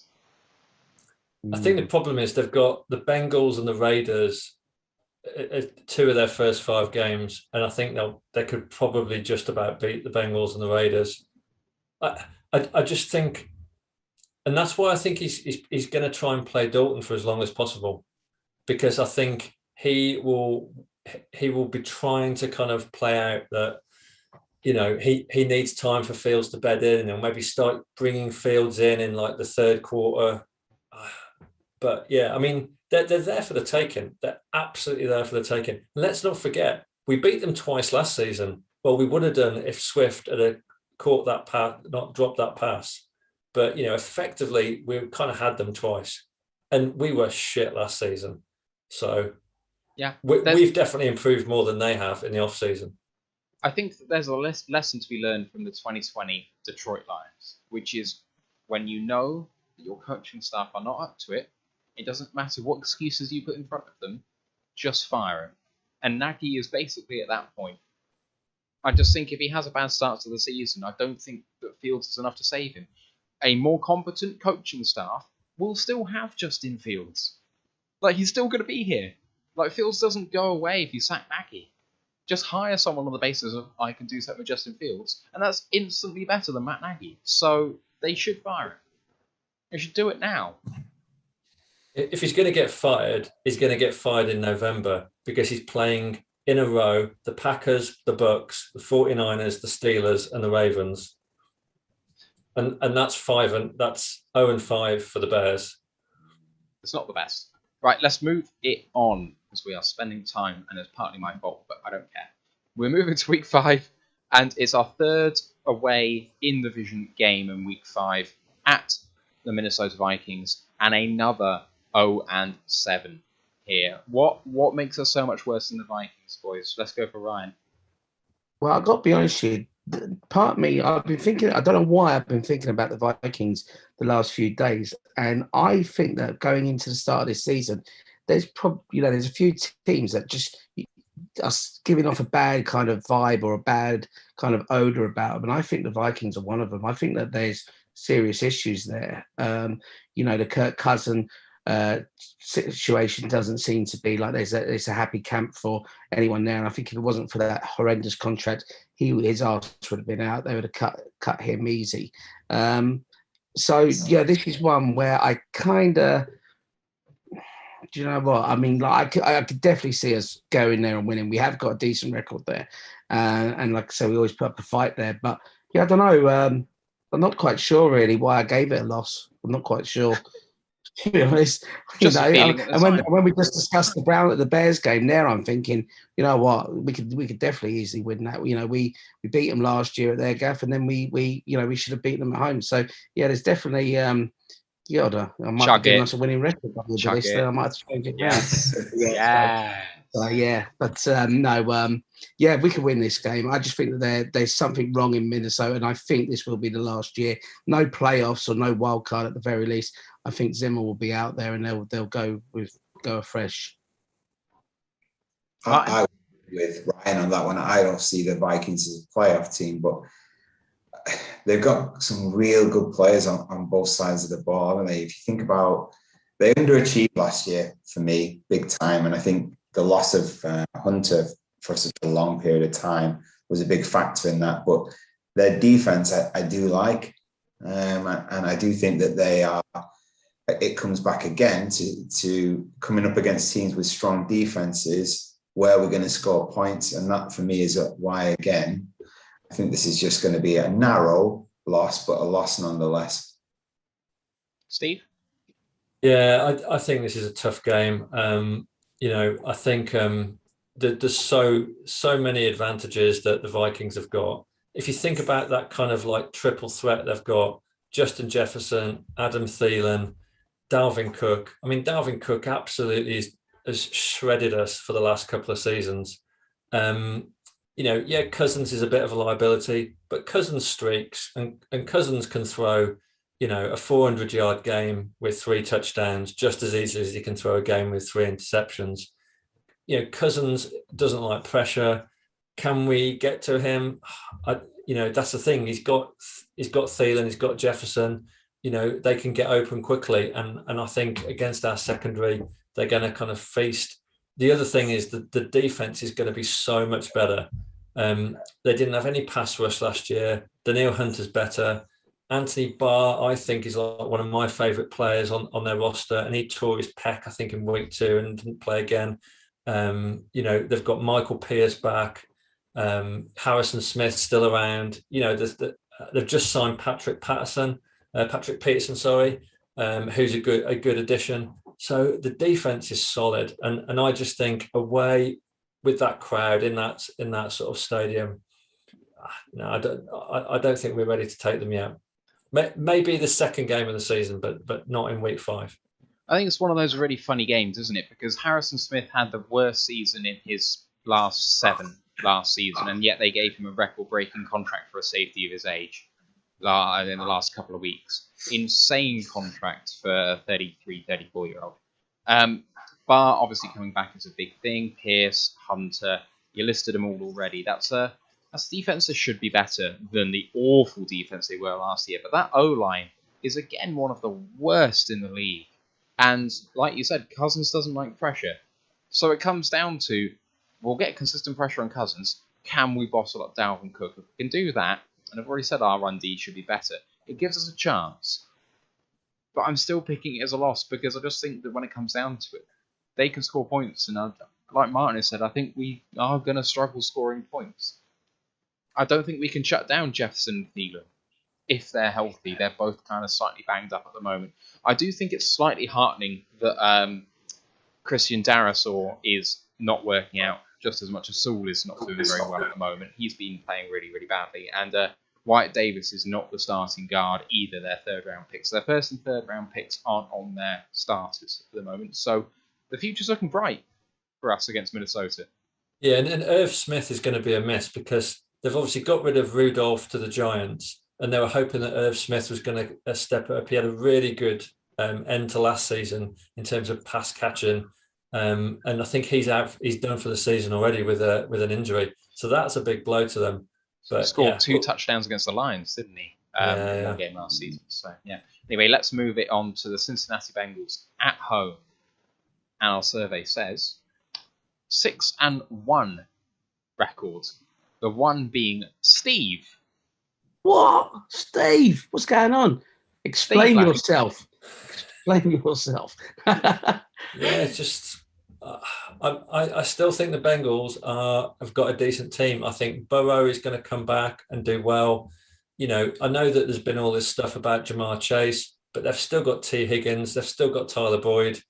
They've got Joe Mixon. The O-line has been, really pepped up. I think, haven't they taken Corey Linsley from the Packers, I think? He went somewhere. Yeah, so I think the Bengals are going to be much better. I still think they're going to come bottom of the AFC North, but that's an absolute bear pit of a division.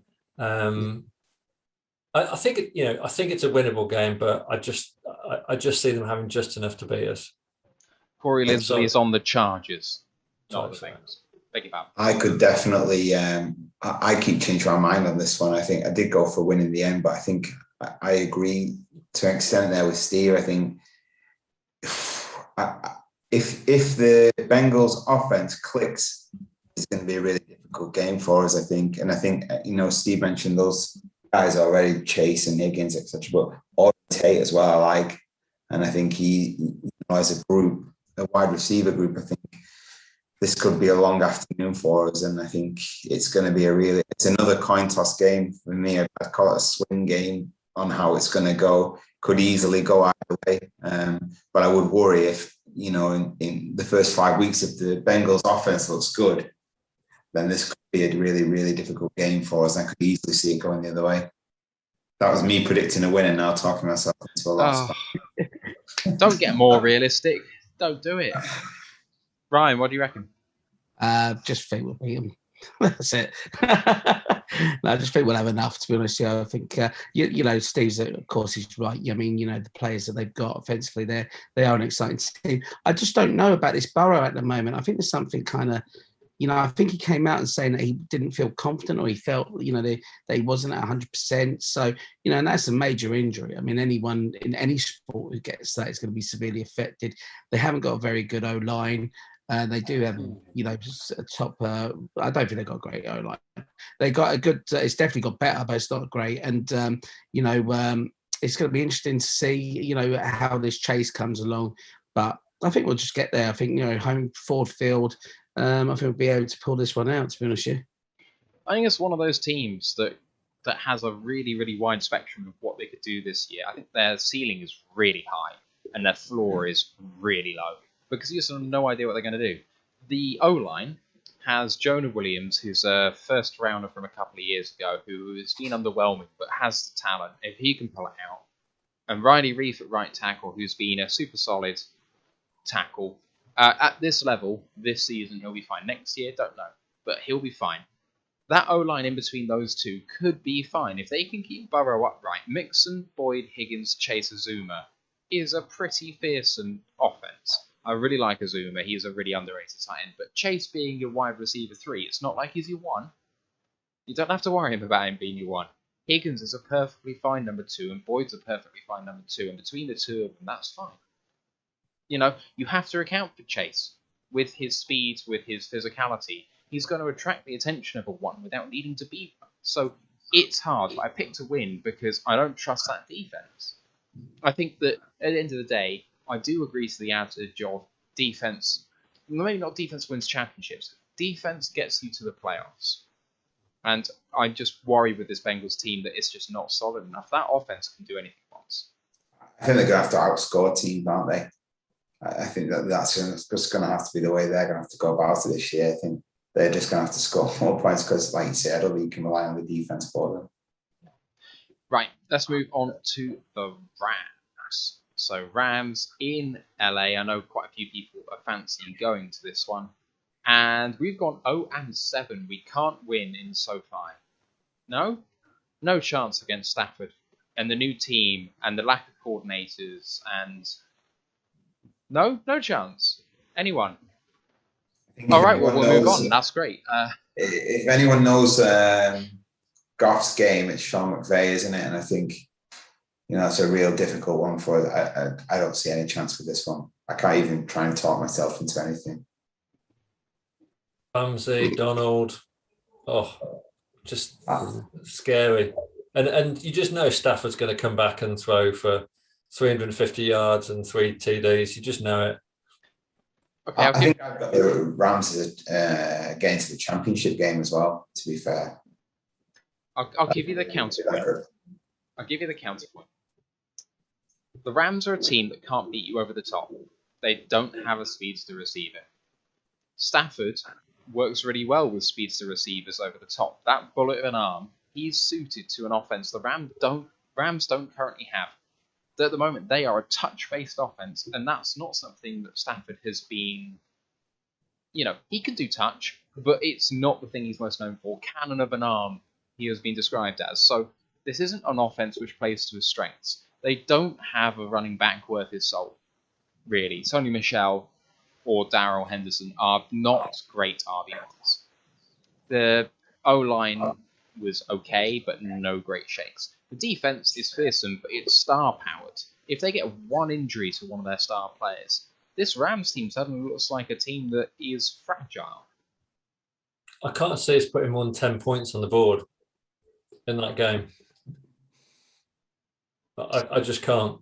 And I think that, Tyler Higbee, Henderson, Michelle, somewhere there's more than 10 points there.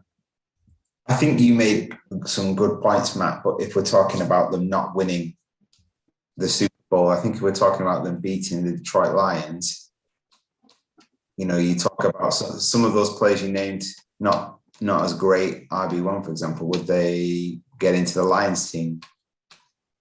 Darrell Henderson would be RB3 here. He'd be better than Jeremiah Jefferson, but he wouldn't beat out Jamal Williams.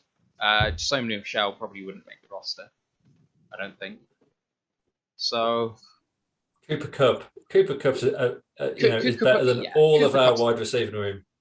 Cooper Kupp and Robert Woods and what have you are exceptional. But if you had Cooper Kupp and Robert Woods and a speedy receiver, and as Ashley has mentioned in the chat, Tutu Atwell has speed. Yes, he does, but that's it's not the sort of guy you mean, really, is it? Because Tutu Atwell's still this slot. Robert Woods is someone who plays on the outside, but is ideally a slot guy, and so is Kupp. They've all got Kupp will be running 15-yard slants, and they will absolutely terrorise our linebacker and safety core. Yeah. I don't know. I'm going to that one, but I just don't see it. Sorry. I think this is one of our more winnable games. I really do. No, the next game is our winnable game. Our most winnable game. Deshaun Jackson is there as well. You're right, Dev Fan Man. He is there. That is the speedster guy that they're looking for. Maybe not physically, height-wise, but yeah, he could do something for Stafford, I guess. My hot take for the Rams is that they come fourth in their division. What? I'll have that bet. I'll have that bet all day long. I think the Cardinals. Will beat them. No. Cardinals will be fourth. We'll see what happens. Right, week 8 at home against Philadelphia Eagles 6-1 with Ryan spoiling it for all of us. Why do you hate the Lions, Brian? I don't know. I just got a funny feeling that we won't beat them. Simple as that. I mean, I just don't know. I'm trying to think about their team. Of course, it's a winnable game. They could be a right dumpster fire this year, the Philadelphia Eagles, no doubt about it. But I still think that there's some good pieces on that team here and there. And I think that, I think that, to be honest with you, I think that they've actually got some really good pieces on wide receiver as well. I just haven't got to see the best of them a bit because of injury. I think Rager could still be a very good player. I think Devontae Smith, is it? Yeah. I think, obviously people are worried about his height or whatever, and will he be tough enough for this league? I think he'll be okay. I think he'll be more than fine. And I just think that even though I don't think he's a great quarterback, I think that he's a really great athlete. Hurts. I think he's just going to give us a bit of trouble with his movement as well. So I'm a little bit concerned about that. My fear for this week is obviously Darius Slay, the return of Darius Slay to Ford Field. And I think that's where the story's written this week. But if I'm trying to look for wins down the schedule, home to the Eagles has to be one of the ones. I think keep it tight. Yeah, I'm going for just to sneak this one. For me, if I had to put my mortgage on a single game this season for the Lions, it would be the Eagles at home.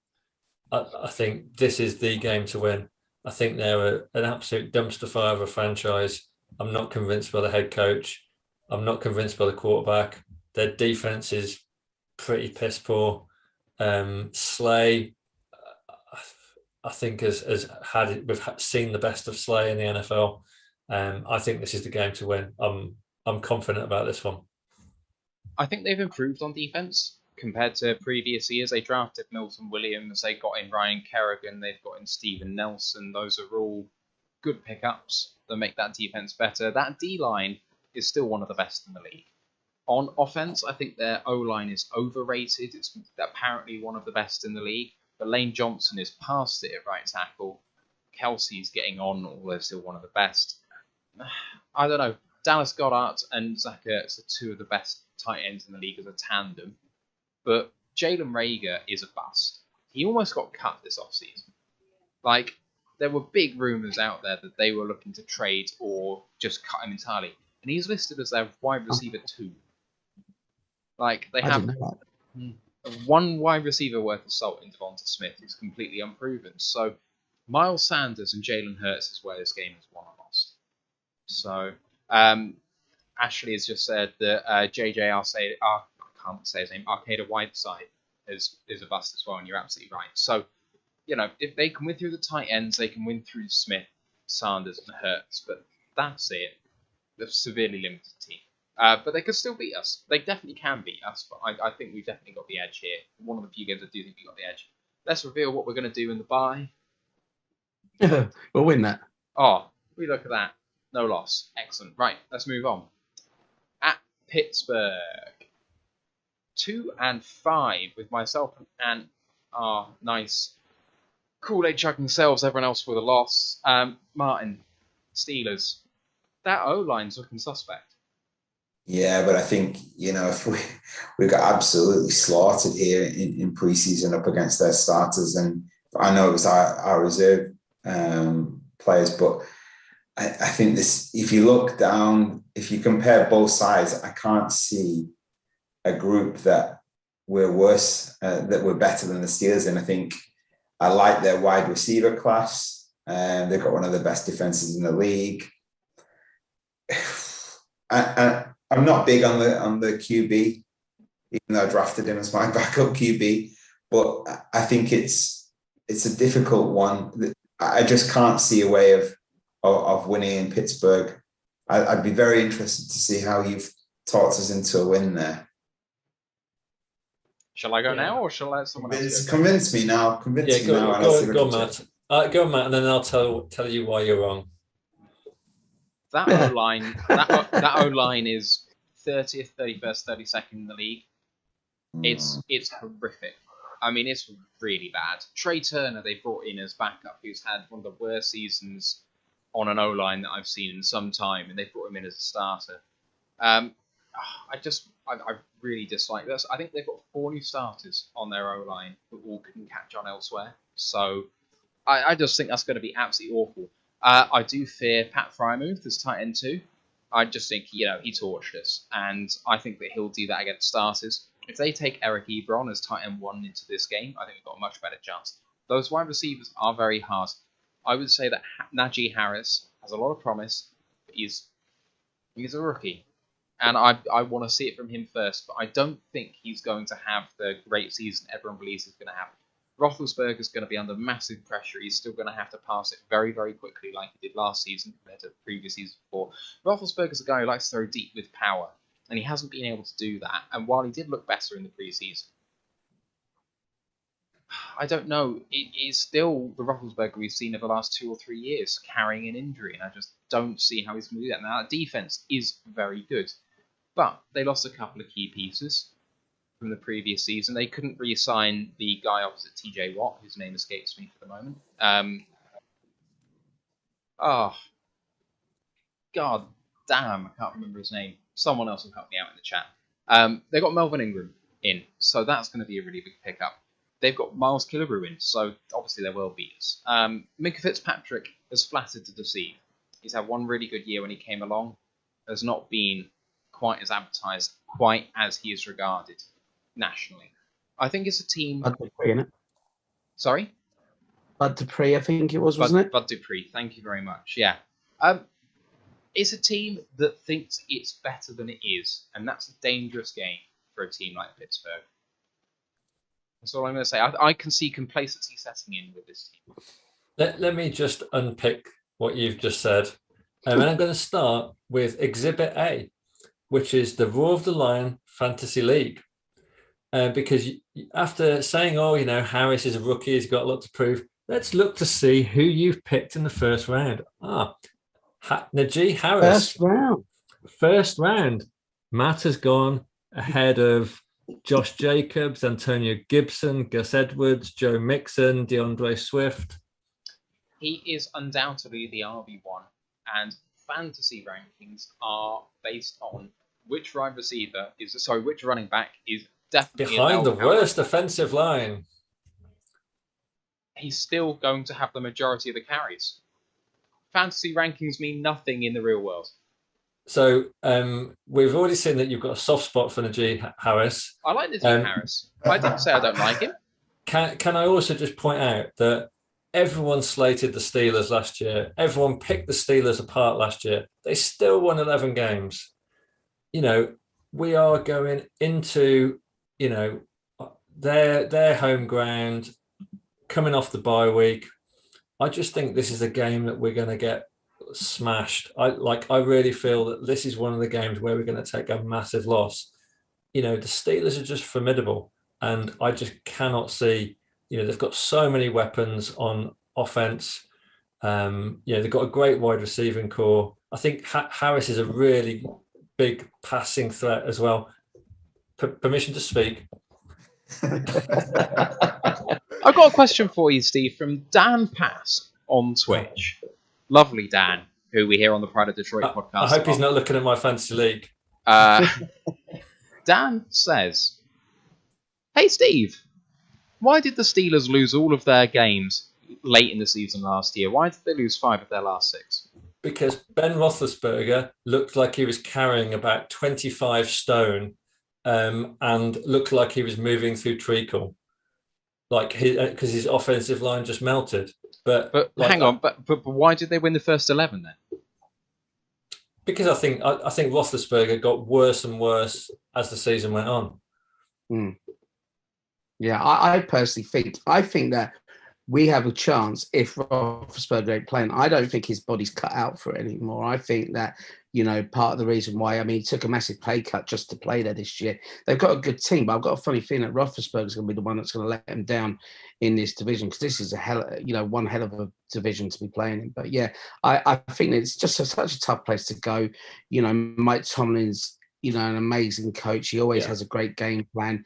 And, I think that, he's going to come up with something and he's going to exploit our weaknesses. And I think that's what it just comes down to with it is, I think there's just more weaknesses on our team than what there are against the teams we're playing this year. Yeah. And Deontay Johnson, Chase Claypool, Freermuth, Smith-Schuster, they've got so many weapons.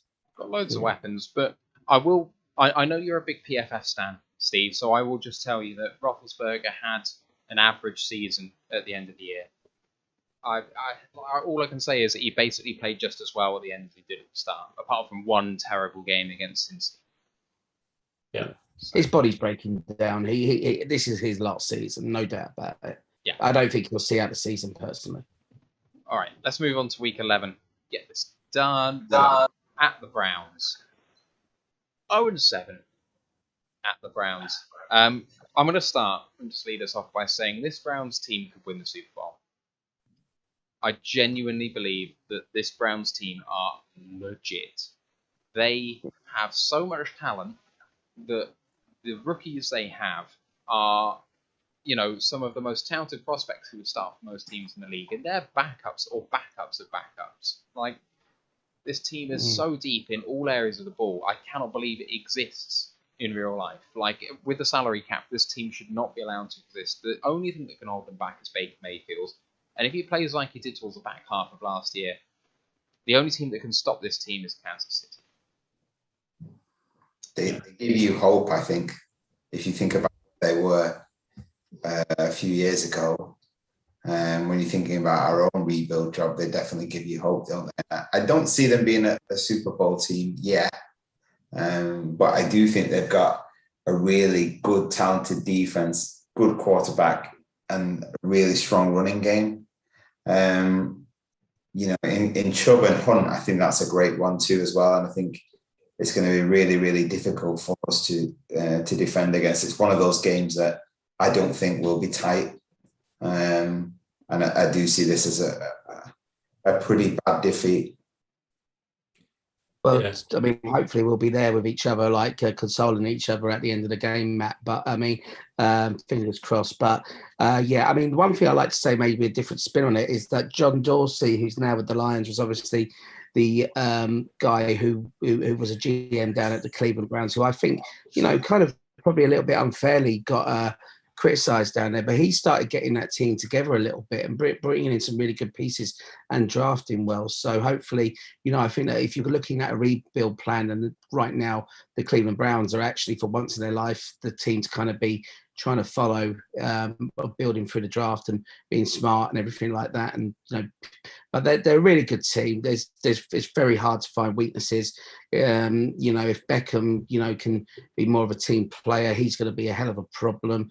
Maybe a little bit in the secondary, you could probably find a tiny bit of weakness, but it's an all-round team, and they should be knocking on the door. And to be pretty honest with you, they probably should have beaten the Kansas City Chiefs in the actual title game last year. So, they could have been sitting there with a Lombardi already, and, they haven't got any weaker. They've got stronger, and they brought in Clowney as well. Clowney and Garrett. I mean, Jesus Christ. I mean, it's frightening. It's literally frightening. That defense could be, really, really shit hot this year. And their secondary was a weakness, but they brought in John Johnson III from the Chargers, who I think is one of the best free agency pickups. So, they have addressed all their weaknesses. Mayfield is a little bit of a loose cannon, but I kind of just think he's calming down a bit. I think he's learning to play the long game a bit and not be so impetuous. And Nick Chubb and Kareem Hunt has got to be one of the best 1-2 punches in any backfield in the NFL. Probably ever. They are just. Nick Chubb is phenomenal. What a player he is. And I think they drafted really well again, the Browns as well this year, and they got a good cornerback in their first round that I think will be a really good asset to that team. So they're doing the right things really well, aren't they? So yeah, I think they're going to be a strong team in It's a really difficult game for us. Yeah, I mean, so that's Greg Newsome, the cornerback, and then they brought in so Richard LeCount, I think was a UDFA, but someone who was really sought after in the draft process. They've got Jeremiah Owusu-Koromoa, who no one wants to pick deep in the second round. He's like third on the depth chart when it comes to linebackers. Tommy Togiai was nose tackle too, after our very own new nose tackle. He was regarded very, very highly, and yet he's not starting. And then because of Davian Clowney being brought in, Tack McKinley is their third edge rusher, who obviously former first rounder, who's flattered to deceive, but he's still a fantastic third option at the edge. Like, it's just a stacked team. It's horrible. Yeah. They brought in Anthony Schwartz, that speedster who basically a track star who runs a 4.2, 4.27, 4.28 in the 40. Like, oh my god. How can you just have that in your back pocket? It's not fair. Right, let's move on. Just to say, in the chat, Det Fan Man in the chat has said, say something bad about Cleveland to make us all feel better. So their uniforms are shit. A shit brown uniform. Who wants that? Honolulu blue all the way. Thank you very much. And it's in Ohio, shithole. So there you go.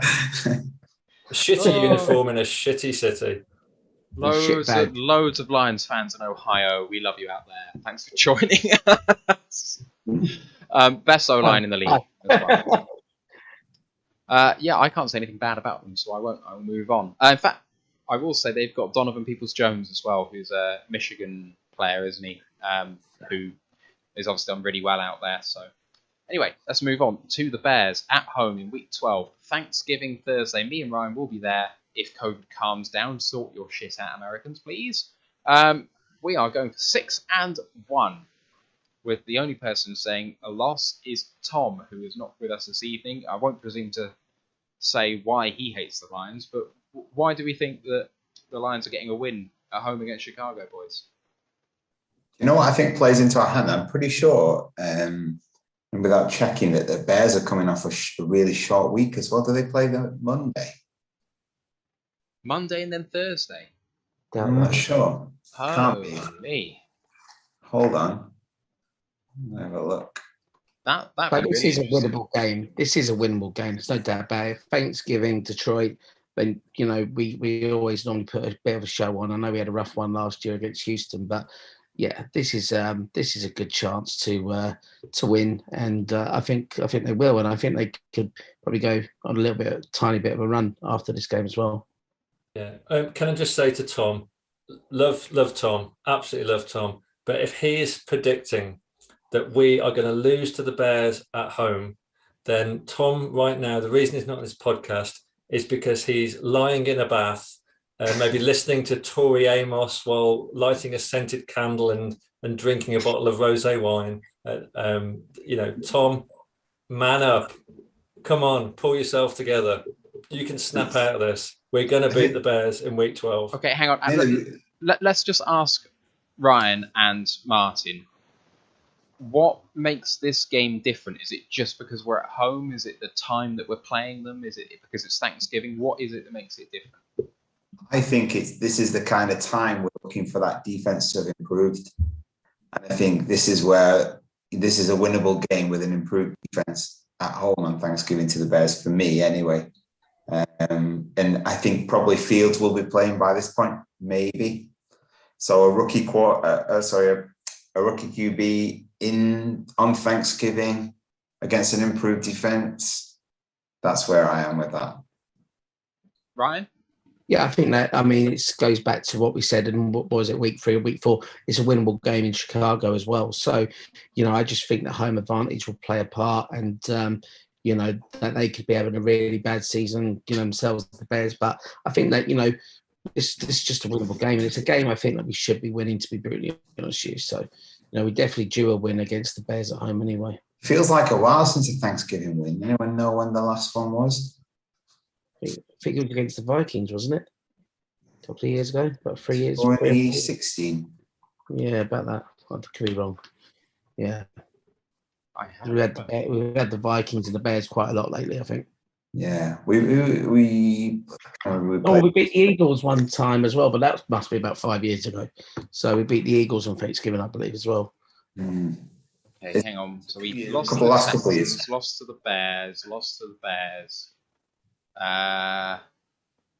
the Vikings, beat the Vikings 16-13, November 16. Yeah, I thought it was 16. So there we go. Right, let's move it on. Home against the Vikings. So let's keep it to why is this game different to the previous one, if it is different. And it's 2 and 5. Steve and Ryan have both picked wins. Why is this game different? Steve. I think because we're not away. We're not in the Viking Stadium. We're in our home turf, Ford Field. It'll be absolutely jumping. We'll be getting better as the season goes on. I genuinely think by this point we're starting to show something. Our defence is starting to show some teeth. Our offence is maybe clicking a little bit. I think by this point we'll have found out the Vikings Ford Field will be absolutely, totally hyped for this, and I think we'll beat them. Yeah, I just think exactly the same. I think that the team will start maturing a little bit. They'll start to grow in confidence, and I think that we'll look a much better team than what we would have in the first few weeks of the season. But it's definitely a winnable game. No difference to when we play at their place. But I just think that things will start to click for us a little bit here, and we'll go back-to-back wins. Yeah, winter's setting in. Kirk Cousins will be like hiding in his plexiglass little cubicle by now. Yeah, trying to keep himself safe for another contract, another 30 million, which he's never getting again. COVID could be something which really actually plays a factor in this game because Cousins can't hide from it forever. He's going to miss at least 3 games this season because he's got his beliefs to the vaccine. But no matter what you believe, the unvaccinated have a higher rate of COVID than the vaccinated players. So, and you're playing a game which requires close contact over a prolonged period of time. The chance of him getting COVID is extremely high. So he's going to miss some games. And if it's in this week, maybe we get the win. Maybe we just do. I just think it's interesting how, I know it's a different topic and we want to go through this, but how, the Buccaneers have managed to get everyone vaccinated, and then you've got someone who's on 30 million a year in Cousins who ain't doing it, who, it hasn't been exactly showing himself to be great. And then the one I can't believe is that Carson Wentz. I mean, he's like make or break this year, and, he can barely stay fit, and he won't be taking that on as a leader of the team. I just don't get it. I just really don't get it. I don't get it either. Have you guys seen the picture of Wentz? It's like a kind of newsroom. It's got the ticker on there. It's like it's Sky News or something, and it says star quarterback Wentz says, "I want to see more data on COVID before getting the vaccine." And then it says underneath, "Fact check, not star quarterback." I'm like, yes. Oh, I love it so much. Right, let's move this on. We've got 5 more weeks to get through, and we start off with at Denver. And this one goes 3 and 4. And Steve and Ryan McCluskey going with wins. Myself, Ryan, Tom, and Martin with losses. So, Steve, let's start with the win. What allows us to get over the line against Denver? I think Denver's got a good defense. And obviously, Fangio over there, but I just don't think that their offense is all that. I think there's not much on their offense that frightens me. I think, Teddy Bridgewater, very much in the Andy Dalton kind of like league of middling quarterbacks. So I just don't think there's anything on the offense that frightens me. And I think by this point we are picking up momentum. And all right, Ryan, Martin, want to jump in with a loss? For me, well, I mean, I think. Sorry, Martin. I think basically they've got a great defense. I think Patrick Surtain could easily be up for like a defensive rookie of the year. Basically, I think he's going to be a top-notch player in this league. They've got great defense. Whether you like him or not, Teddy Bridgewater is pretty steady, and he will play kind of as. He won't be like bombing it down there like Drew Lock will be. He'll be taking the team down the field, well. And I know last year in Carolina, there was a bit of a problem with him getting in the end zone when he brought them down the end of the field. But I just think that that's quite a good team there in Denver. And I think that Fangio, was it his third year, maybe 4th year? I think this is going to be a bit of a surprise package for me. I quite like Denver. I think that they've got, decent team they're brewing. And then also it's very cold there, and the altitude and everything like that. It's just a tough place to play, and I think we'll come up short there.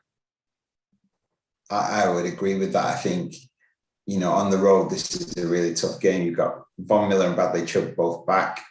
Their secondary, and you look at Bryce Callahan, Kyle Fuller, Ronald Darby, and then Surtain that Ryan's mentioned.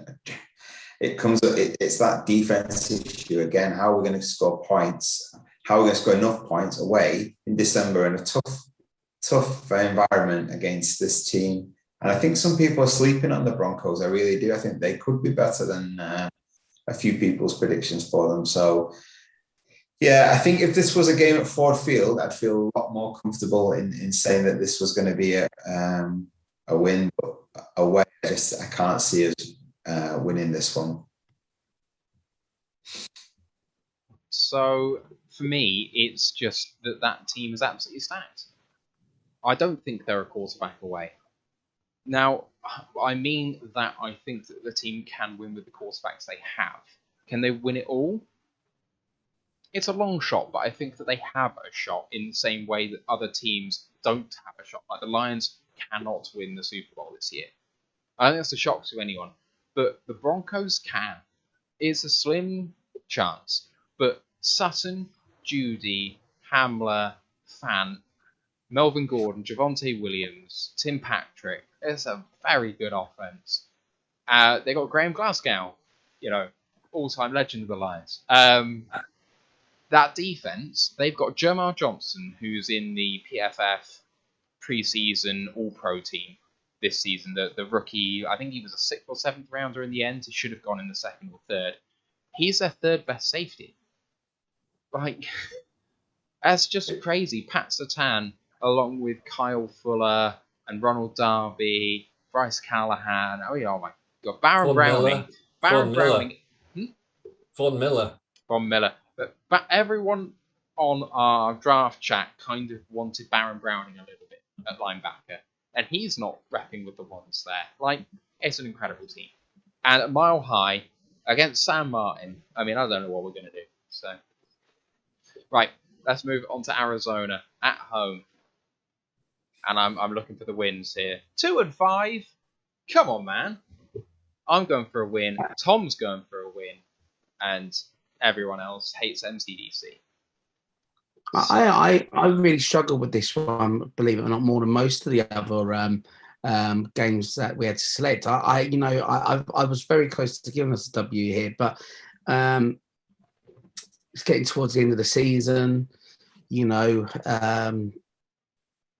I don't know what to expect of the Cardinals this year. I really don't know what to expect of them. And I just kind of looked at Kyler Murray and I thought that, someone like him and DeAndre Hopkins could just be enough to be the difference makers here. And that's basically just what I went off. It's one of the worst head coaches in the league. He's wasted a really good team. The Arizona Cardinals are a really good team. But they won't be when this coach is in charge. Kyler Murray is not as good as he could be because this coach is in charge.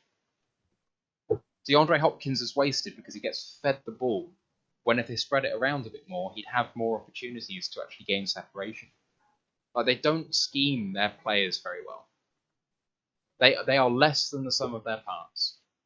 That's why I picked them. I think the thing with the Cardinals is it's kind of like thinking situationally. The Cardinals could be by week 15. I don't know. They could be 10-4 or 9-5, or kind of in that wild card mix. I don't think they're going to win the NFC West, but I think at this point the Cardinals are going to be absolutely fighting for a wild card place. And I think probably by then we're kind of, I don't know, we're like 5-10 or something like that, 5-9. And not in contention, and I think that mobile quarterback. I never like the Lions' defense against a mobile quarterback. I think we always do better against a pocket passer, and I just can't. I can just see Murray having enough weapons to take this, and I also think the Cardinals' defense is going to be better this year. In the last couple of years, we've obviously beat them up, and I think, but we have always struggled against Kyle Murray, and I think it's It was another. a tie last time. Oh yeah, of course it was. Yeah, I think Well, we beat them last year, and then the year before. the tie we did. Yeah, they all just felt like a defeat as well. We threw it away. I think. Anyone from Matt Prater field goal to win it? That would be a kick in the balls. But I think, with AJ Green, JJ Watt, Rodney Hudson as well, they've got some real, talent on that roster. And I think it does depend, I think, like Steve said, where they are at this point in the season. If they're in that playoff mix and we don't have a lot to play for, then I can easily see this falling the way of the Cardinals. However, if they haven't got much to play for either, they've had a change of front office staff, then who knows? Maybe it is another additional W. But I think at this stage of the season, it very much depends on where they are. I do see them being in the mix. So that's why I've gone for a loss ultimately. All right, let's move on to week 16. 3 games to go at Atlanta Falcons. And we have gone for, if it wants to do it, 5-2 away against Atlanta and Kyle Pitts. 2 losses have come from Steve and Ryan. So we're 2-2 in the room. Steve, what do you reckon, man? I think this is a tough game. I think I was this is like the one game where I was really wavered between. I couldn't pick the result because I think fundamentally the Falcons haven't got much better. They've gained Kyle Pitts. They've lost Julio Jones. I don't rate the receiving core in Atlanta. I just don't like Calvin Ridley as a wide receiver one. I think running back isn't a strength, and I don't think their defense will be much better. I think Arthur Smith will bring something to Atlanta, but I think maybe this is he's going to start to show in the second season. But at the same time, I kind of wonder whether the Lions season is maybe starting to peter out a bit by this point. Maybe we've got injuries. And maybe the Falcons are kind of scrapping for an outside chance of a wild card, because I think the NFC South outside the Bucs is pretty wide open. I think the Bucs will win it by miles, but then I think there's definitely a wild card spot up for grabs for the second place team, because I can't see the Panthers or the Saints doing much. So I don't know. I think a narrow loss for me. What about you, Ryan?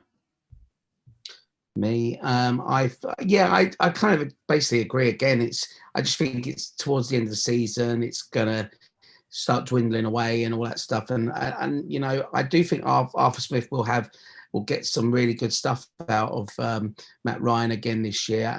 He better, because he's my fantasy quarterback in the Royal Lions draft. But no, I think that Kyle Pitts is going to end up being a Hall of Fame by the time he's done and dusted his league. But yeah, I just think it's just going to be one of those kind of tight games. Whenever we play the Falcons, there's always an interesting end to it normally. So, it could go right down to the wire. I wouldn't say that that we can't not win it, because we definitely can. But it's amazing how many times we play them. I think 3 or 4, the last 4 times it's gone down to the last seconds on the clock. So it's it could be a tight one. I just don't know. I mean, it just feels like, the season's winding down, and you'll probably hear me say that again for the next 2 games. But I don't know. Could go either way, that one easily, though. Could go either way. Martin? Yeah, I think for me, this one again is, I don't think either team got anything to play for at this stage of the season. I think you've got Matt Ryan, who's 36, behind a not so strong O-line. I think this is one that just tips in our favour at this stage of the season, with both teams not got a lot to play for. Certainly was my favourite game last season, so let's hope for a similar one this season. Yeah, this is a coin flip game for me. So don't forget, Lions are one of the best in the league at winning pointless games. So you can't underrate that fact. It's because we play a lot of them, I think. Yeah, I think it's true. I don't know. I kind of like their team. I think it goes slightly underrated, but I still think we'll beat them. Apparently, AJ Terrell is playing a lot better at this point, and that team really needs it. Grady Jarrett could have a really good season. They've got Duron Harmon starting at safety, so it's not all good news in Atlanta. But I love Kyle Pitts. Kyle Pitts is the business. So we'll see what happens. Ryan is always going to put up points So if we struggle to put up points, it's going to be a tough game. But I just see us sneaking it. I think that our defense will play better than their defense, and that's what it will come down to. A couple of questions I just want to address. Fan Man says, strong take from me about the previous game against the Cardinals and saying that they've got an awful head coach in Cliff Kingsbury, and he asked, who do I think is the worst head coach in the NFL, not named LaFleur? And if I avoid all of the rookie head coaches, which I think is a bit unfair because I do think David Culley is terrible and I think Sirianni is also awful. But they haven't played a game yet, so it seems a bit unfair to go for them so early. I think the worst head coach who's not a rookie is probably Zach Taylor of the Bengals. I think it's then Matt Nagy of Bears. Then I think it's Cliff Kingsbury. Gruden. I think Gruden's got to be up there. It's not that he's bad generally; he's just a bit out of touch. Joe Judge. No, I don't know. He gets him fighting. I think that they could have a decent season. I don't think they'll have a winning season, but I think they'll be like, one of those, maybe a 7-9, or not a 7. It can't be 7-9 now. Can 7-10 sort of thing. I think they won't be too bad, the Giants, this year. But Zach Taylor, doesn't look very good. I don't think he'll last the season. But I would say Gruden's pretty poor. They just feel like a franchise that's treading water to me, the Giants. Yeah. They don't seem to be going forward much. Ashley's just said Mike McCarthy. He's been past it for some time. The other question I wanted to address was Dan said, after all the talk of Sam Martin and Matt Prater and Eric Ebron earlier, do you believe in revenge games for our ex-players? Is that a thing, or is it just that we just play them and they come here and there's nothing to it? You always want to win, don't you? No matter where you go, you always want to get one up on your old employers or anything like that. So, we'd expect the same of our players if, they were going to their old stomping ground. So, of course you want to try and get a win because it's hard to win in the NFL. So I would have thought that personally, but I think we've got a revenge game in week 17 against the Seahawks because I think Diggs will be out to prove a point. Again? Oh, yeah. Well, let's talk about it. He's holding out. He might not play for them this year. Maybe. He wants a new contract to reflect the high level of play he's had. So we'll see. Anyway, that game against the Seahawks in week 17, we've all gone for a loss. Seahawks destined for big things, or is this a game they've got to win to get into the playoffs? It's a hard division they're in. What do you reckon?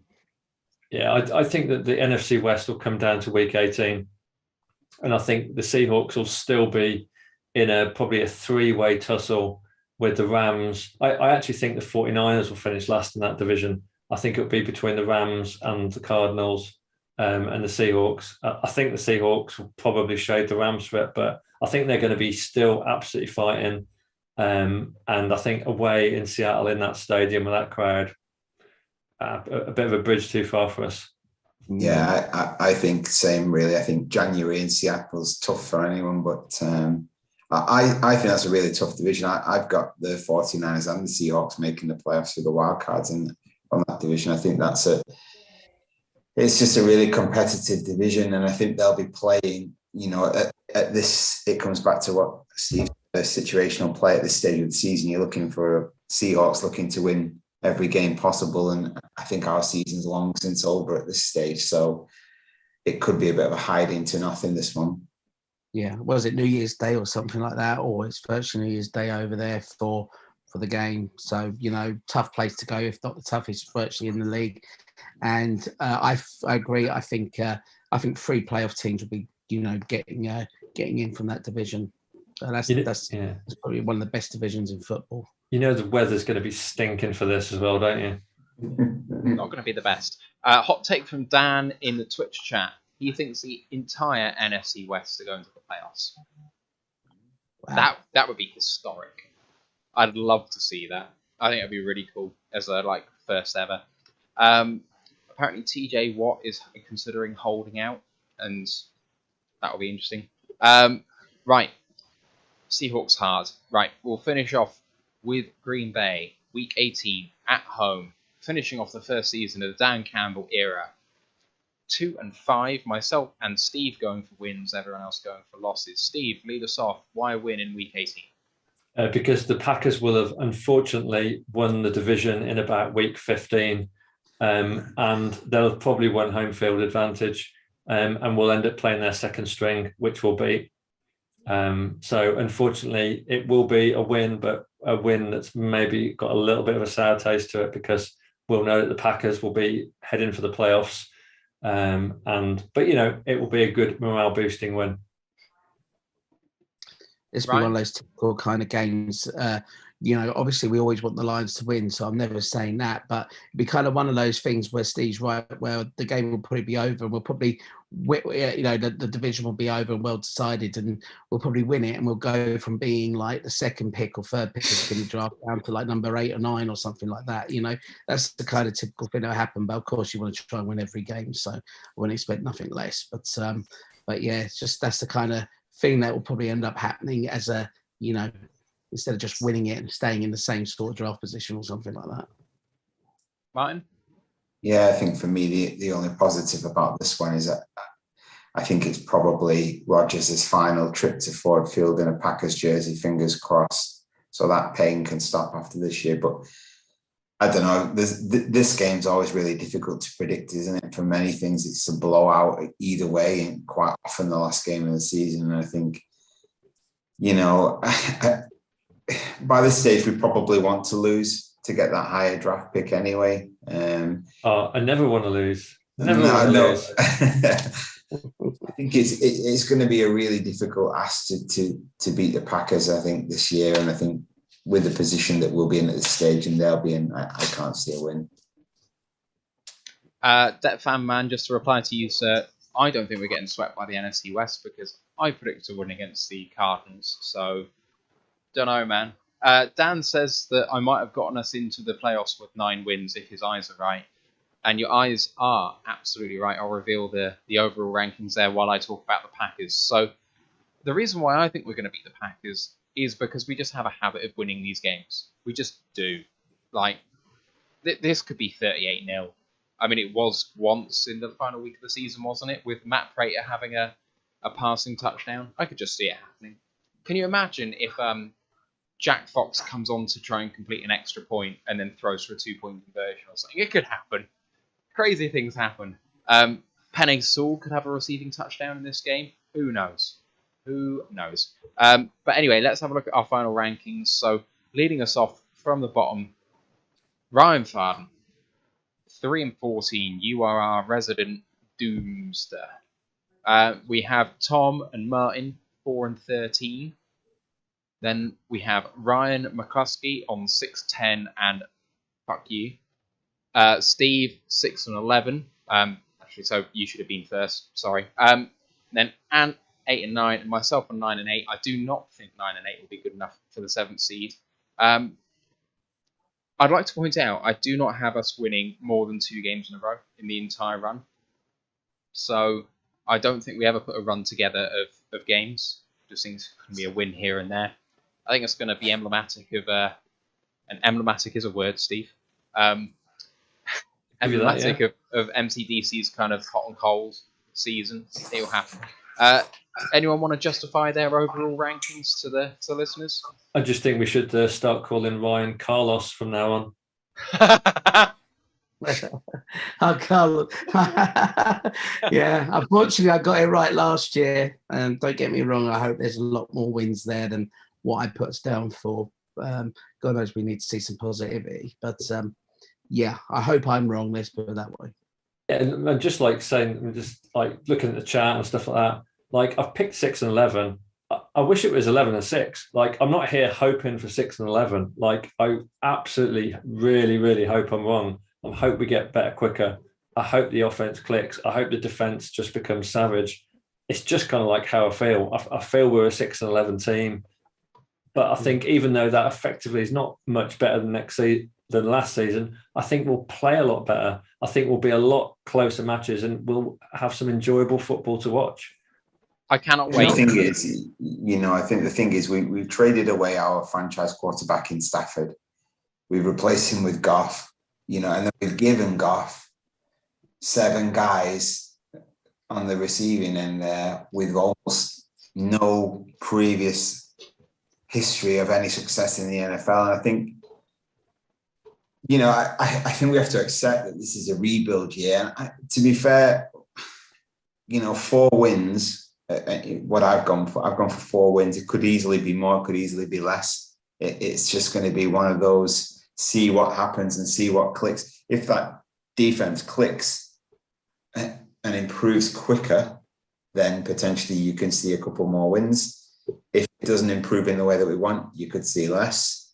There are a lot of coin toss games there, a lot of swing games that could easily go either way. And that will, that's why we love the game, isn't it, basically? So I'm in this thinking that, this is all part of a step along the journey with, Campbell and Holmes. And we just have to accept that, there's going to be bumps in that road, but buying into it nonetheless.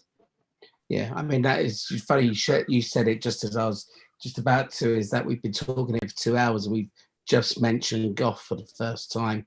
And it's quite amazing, really, because how often were we talking about Stafford over the last year or so and years before that? But yeah, I think it's going to be, it's going to be a rough year, for Jared Goff, and probably no fault of his own, to be honest with you. But like I say, please God, Matt's right with his predictions this year, 9-8. I'll be more than happy with that, most definitely.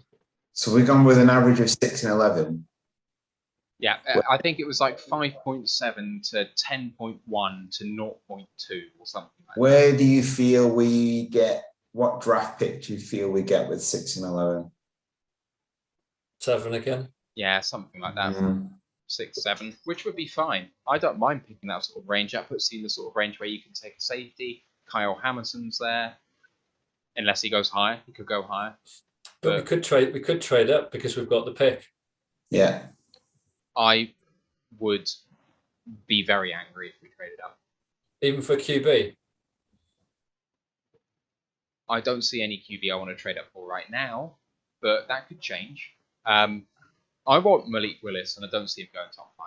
So that's okay. But we'll see. We can talk more about that in 6 months. In 6 months. We've got plenty of time to talk about the draft. Fucking hell. If you want to hear more about the draft, if you want to have a listen into what's been going on in the college game, then you'll have to join us on Wednesday for our Royal the Lions college show. So that's every Wednesday at 8 p.m. UK time, 3 p.m. ET. Going to review everything that's happened in week 1 of the college season. I think they're going to be covering the game last night, went to overtime with Notre Dame beating Florida State 41-38. A couple of other really big games in there, including UCLA dominating LSU 38-27, and Georgia bringing out a massive victory against Clemson 10-3. Clemson and Georgia, Clemson pretty much the only big team in their conference, and getting off to an 0-1 start, that is awful. So, let's see what happens there. But DJ and Galele had a really bad time. There's a few other really big games that happened there, but you can listen to Ant and Ryan break all that down on Wednesday night. Our next episode, as I've said before, is going to be on Thursday. Sorry, Martin. Yes, just because did anyone see the video of the pre-game from Penn State and Wisconsin? The fans back in the ground would jump around. It's worth a watch on Twitter if you haven't seen that yet. Really good to see fans back. Which game was it that played Enter Sandman? Wisconsin and Penn State. There was one where they played Enter Sandman to come in and it looked sick. Really good. But yeah, Jump Around be really good. I'm going to have a watch for that. Any last words, boys, before I sign off? Looking forward to the start of the season and hope everyone's excited and 6 more sleeps and then we're there. So yeah, we'll all get the Kool-Aid down us, and who knows, if there's one team in the NFL that can surprise you, it's definitely the Detroit Lions. So let's go, one pride. Yeah, it's been a long off season, like a long off season. This has seemed like it seems a long time since the draft. And I'm just so looking forward to some football. And I've picked against us in week 1, but I hope we smash the 49ers. We'll see. I hope so too. We've had our last non-football Sunday until the 20th of February. So that's something really nice to take away tonight anyway. Yeah. Even nicer if we're playing on the 20th of February. Yeah, that's our birthday. So yeah. Would be great.